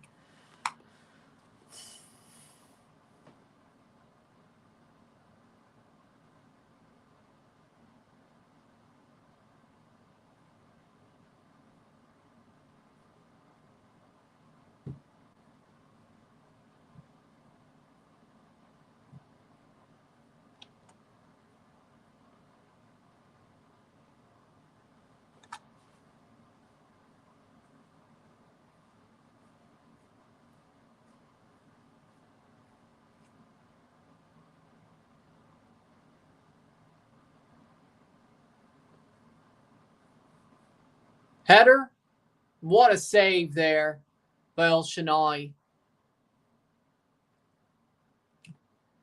Arguably, you could say Pyramids deserve.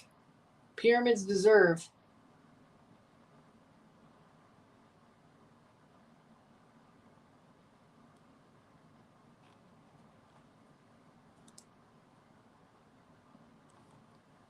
Keeper saved their bacon. I agree.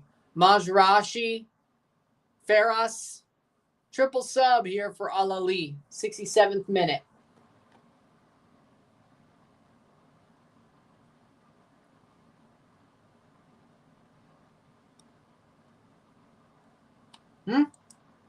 Okay, that's interesting. Enzo, Mateo, and Abdul Rahman off for Albert Khan, Hossawi, and Mujarashi. Here, this is interesting, by the way. Hurricane Gabrielle will be hitting the Azores 8 p.m. Thursday. By 8 p.m. Thursday. There is a hurricane watch for all the Azores Islands. It's a 130-mile-per-hour hurricane right now. It's going to be a Category 2 or less by the time it hits the Azores. An extratropical storm by the time it gets near Europe. An extratropical storm by the time it gets near Spain and Portugal. But let's see if it makes landfall as extratropical storm. Strength. 68th minute.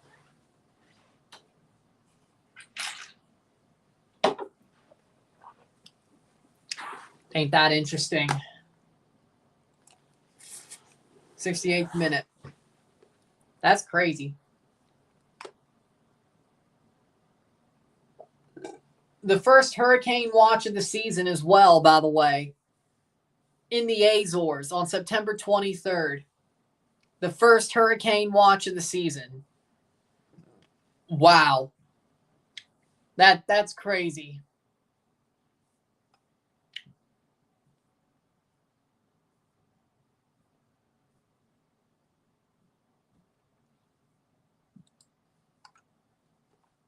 That's crazy, man. It's crazy. Hurricane watch. The first hurricane watch released for the season is on the Azores on September 23rd.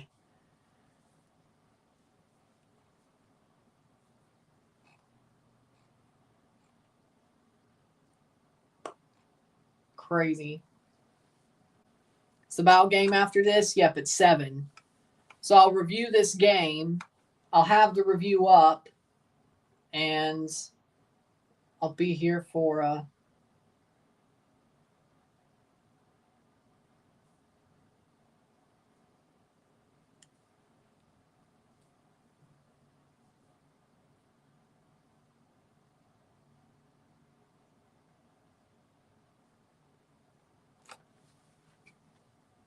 Edwarton coming on for Pyramids with 20 minutes to go.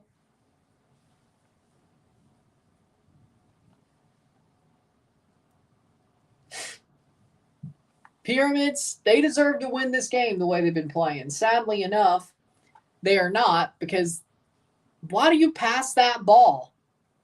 Why do you pass that ball? If they lose this game, in extra time or in stoppage time or about the 90th minute, that's a hat flick. I will. Shot! Goal! Doesn't matter now. Goal for my LA. This one's going to count. 1-2. What a cross and what a near-range goal. He pops it into the net. Fiston my LA gets his goal. Last one didn't count, but this one will. Onside and in. My LA with his second of the night. Third, if you think his second actual goal tonight. Technically, it could be a hat trick if you really want to go there.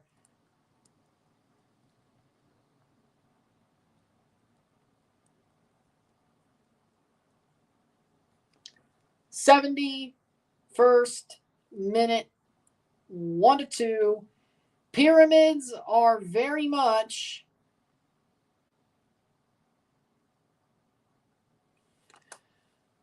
if you're a freaking team in Saudi Arabia, maybe you can't buy a trophy.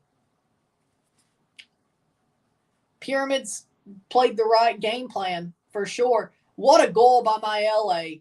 He puts it past over Mendy and into the far side of the net. He came off way too much of his line. Demiral runs into him. And perfect opening for my LA. The scrappy Pyramids keep playing scrappy. 1-2. Yeah. That was a Robert Sanchez moment. I won't even lie. What a forward ball. I agree. What a cross by Pyramids as well.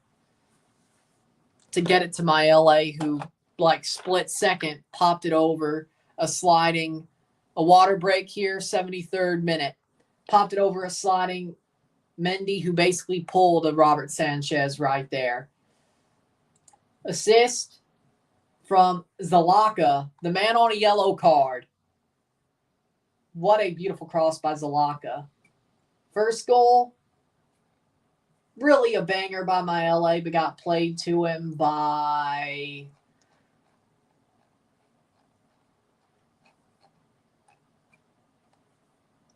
Belati Toure. Basically a banger, though. 2 goals for my LA, and this one counts. And right now, Pyramids lead Alali once again. And frankly, they deserve to be. And frankly, they deserve to be leading. Frankly, they do.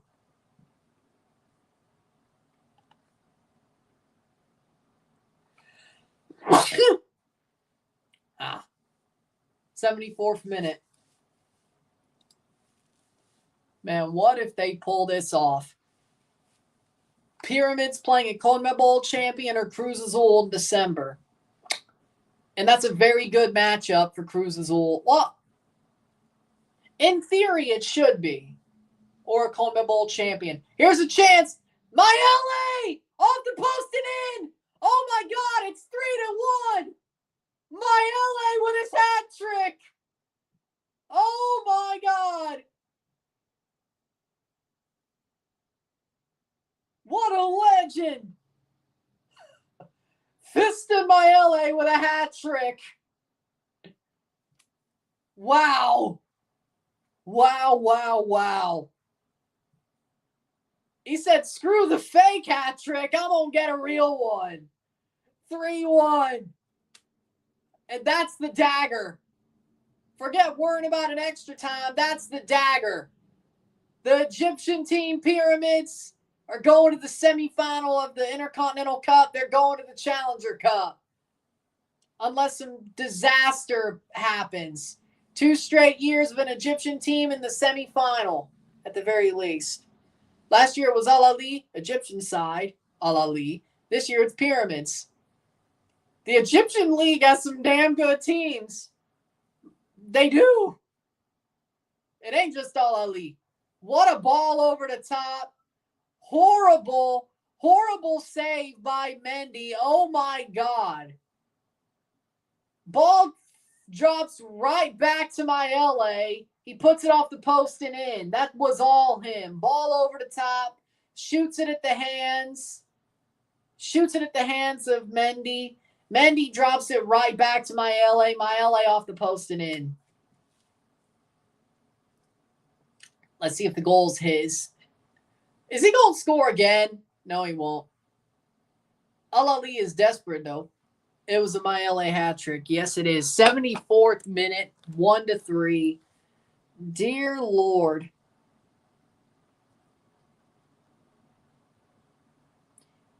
Yeah, no, you know what? I don't know if I want Mendy back at Chelsea now. I don't know if I do. I don't know if I do. Scratch all the shit I was saying about him coming back. I don't know if I want him back. That was two bozo moments. Those were two Robert Sanchez moments right there. Honestly, I don't even know if Robert Sanchez makes those mistakes. I really don't. I don't think Jorgensen does. 75th minute. 1-3. I don't think Jorgensen makes those mistakes. Yeah, Pyramids are going to advance.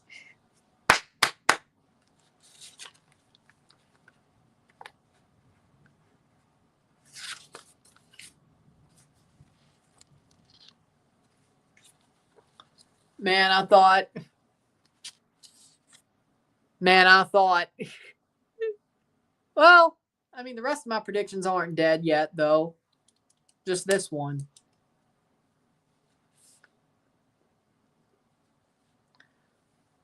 The rest of them I had CONMEBOL winning, or I had CONMEBOL winning the Derby of the Americas and the Challenger Cup, which I think that would be real now.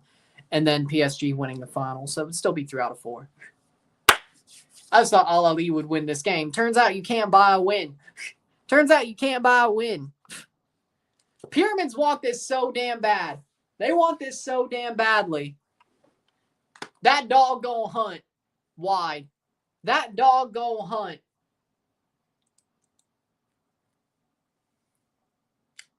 Six goals, 1 against the whole tournament.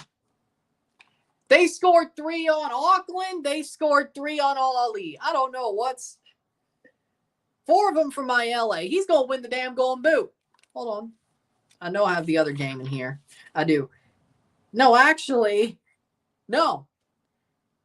Well, still, that's 3 goals for him. El Carti, Hamdi, and Zico. The first game.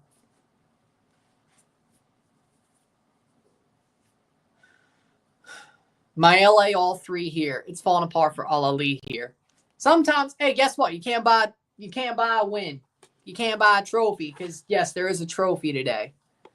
With this format, there is a trophy today that Pyramids are going to lift, which is basically their ticket to wherever the hell they host the final part of the tournament when they play the winner of the Cruz Azul Libertadores Derby of the Americas.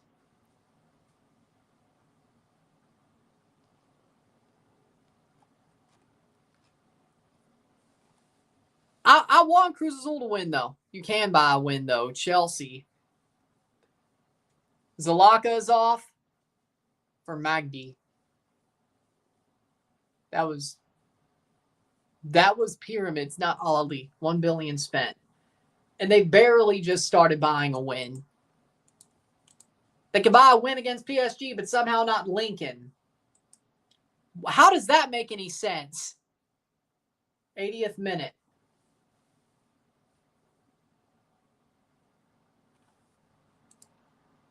See, I don't get it. That's all. I just don't get it. Playing forward. And I'm sure these freaking Saudi teams spend about just as much.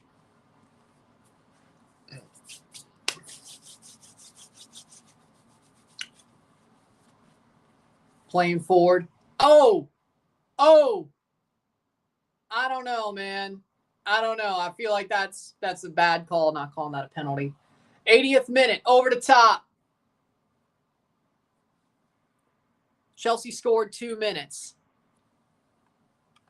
Oh, well, thank God it's a tie game. Thank the Lord. Thank the Lord. Tyreek George. Yes. Yes.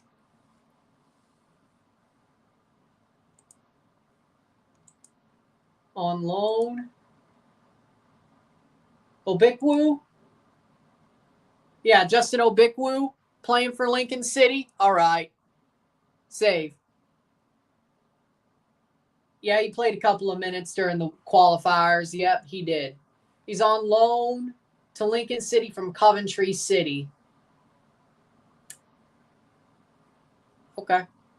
He got loaned out to Grimsby Town twice, loaned out to Lincoln City, and he'll be back to Coventry in July of next year. 81st minute. He's on the bench. By the way, he's on the bench. You would think he'd play in this type of game, but no. Maybe later, but he's on the bench right now. Hadn't come off of it. Yeah. 82nd minute.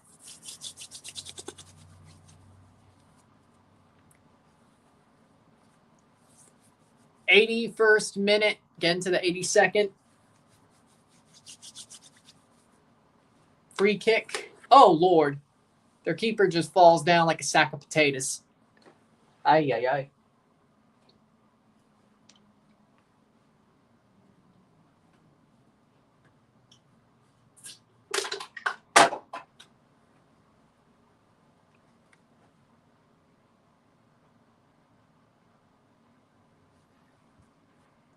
Oh, that's good. A goal assist, EFL League One. That's good. He should be playing then. Thank God. Thank God. So they did get woke up at the half after being absolutely belt to ass. You sure about that? It's 1-1 still. They scored again. Let's go to the Chelsea.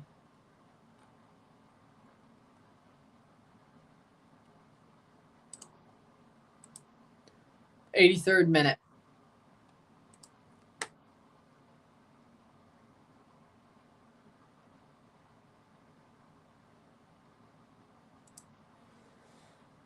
'83rd minute. Okay, Buonanotte scored. Okay, good. He did. Tyreek George with the assist, too. Lovely, lovely, lovely, lovely. Simply lovely. 1-2 Chelsea. Good. 84th minute. Obikwu should be the Trinidad number 9. Sealy on the left. Garcia on the right. Okay, so we're going to do that to Tyrese Spicer. Okay, so we're going to do that to him. And that's my question. What about him? Is that what we're going to do to him? Let's not forget, just because he got traded from Toronto doesn't mean I'm still backing him, okay? Just because Toronto traded him, whether they're being cheap or he asked for way too much.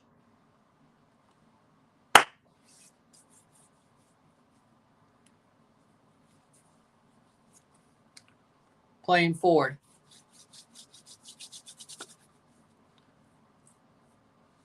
Yeah, but the whole team has sort of been underwhelming since March.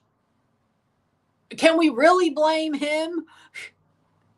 Like, really, ever since the Gold Cup qualifier tie, ever since that June onwards, Trinidad has been underwhelming. Can we really blame him? I thought he played well during that qualifier tie in March. I thought he played well, so.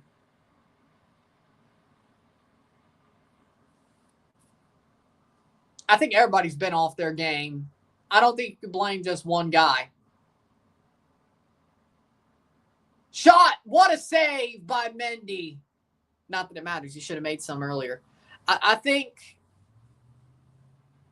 You can't blame one guy when you should blame the whole team on being off form. You can't blame one guy.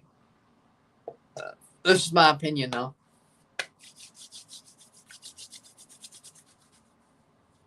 Yellow card.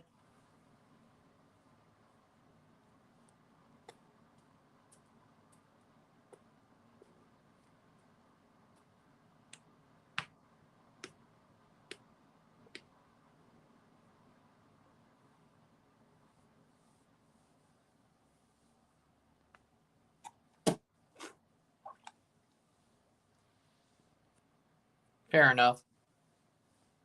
Fair enough.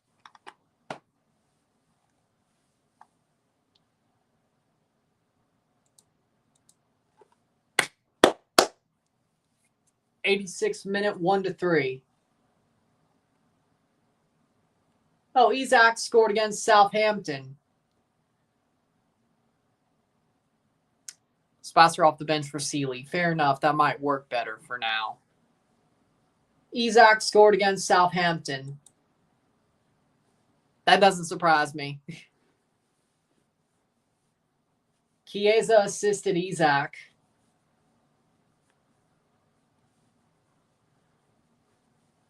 '87th minute. 1-3.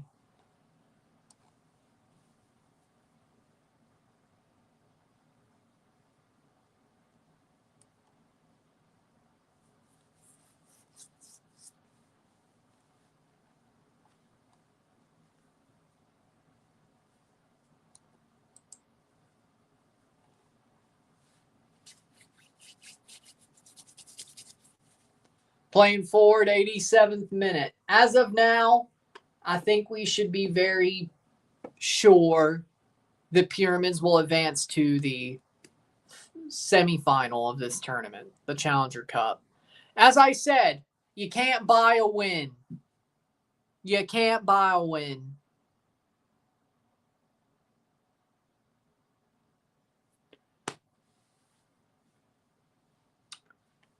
Not that I agree with it there. Yeah, but again, I just said you can't buy a win. Like, yeah, MLS definitely needs to raise the salary cap and get rid of some of these dumb roster rules. But a team who is very much well-versed together and they play as a team and play for every inch, that's how Pyramids won this against a team who financially outgunned them. Pyramids played as a team. They played for every inch. They played tough. They never gave up. They out-physicaled a team who outgunned them on a wage bill. Even an MLS team could do that. If they play like a team, even they could do that.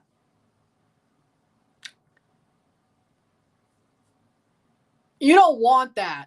No. You don't want him.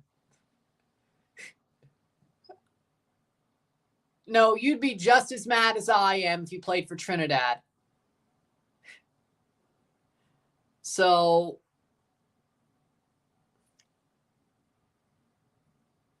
I don't think you want that. Not that it matters. He can't change his nationality anyway now. But trust me, you should be happy he's playing for Canada. Maybe that'll benefit you one day.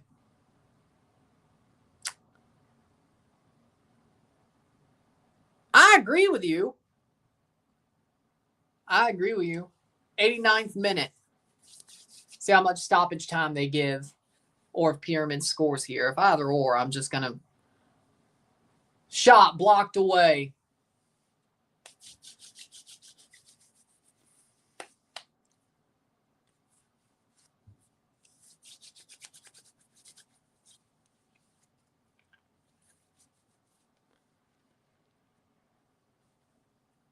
I say he's just better at MLS level. I just think club level, he has a different level. I don't get it. It's like how Crepeau, as of now, for the national team, he just performs better. I don't know how to explain it. It's just what it is. It's the opposite for St. Clair. It's the opposite for Dane. He plays so much better for Minnesota, and he still blew a penalty shootout for them during the Leagues Cup, so that's still a problem for him. But like when I see him play for Minnesota, I'm like, why can't you do that for Canada? He still can't win a penalty shootout to save his life, but that's not my only problem. It's not my only problem. I still think he's a little bit more of a shaky goalie for Canada compared to Minnesota. I don't totally get it because I think Canada's back line is better than Minnesota's, so I don't totally get it. It's not I just think it's voodoo. Voodoo, wizardry, and bullshit. Same as Crépeau being better for Canada than he is Portland. He just plays better, which I would say Canada's back line may be slightly better than Portland's. If Rory wants to get mad at me for that one, he can. Portland's got amazing forwards. It's their back line that kind of irks me a little bit. I won't lie.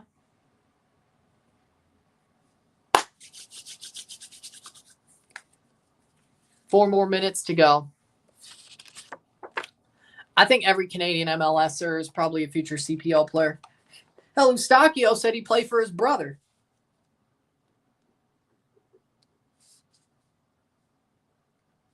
Hell, Eustachio said he played for his brother. His brother's the manager of York United, by the way. Eustachio's brother is the manager of York United, by the way. Just so you know. Mauro Eustachio. Yeah.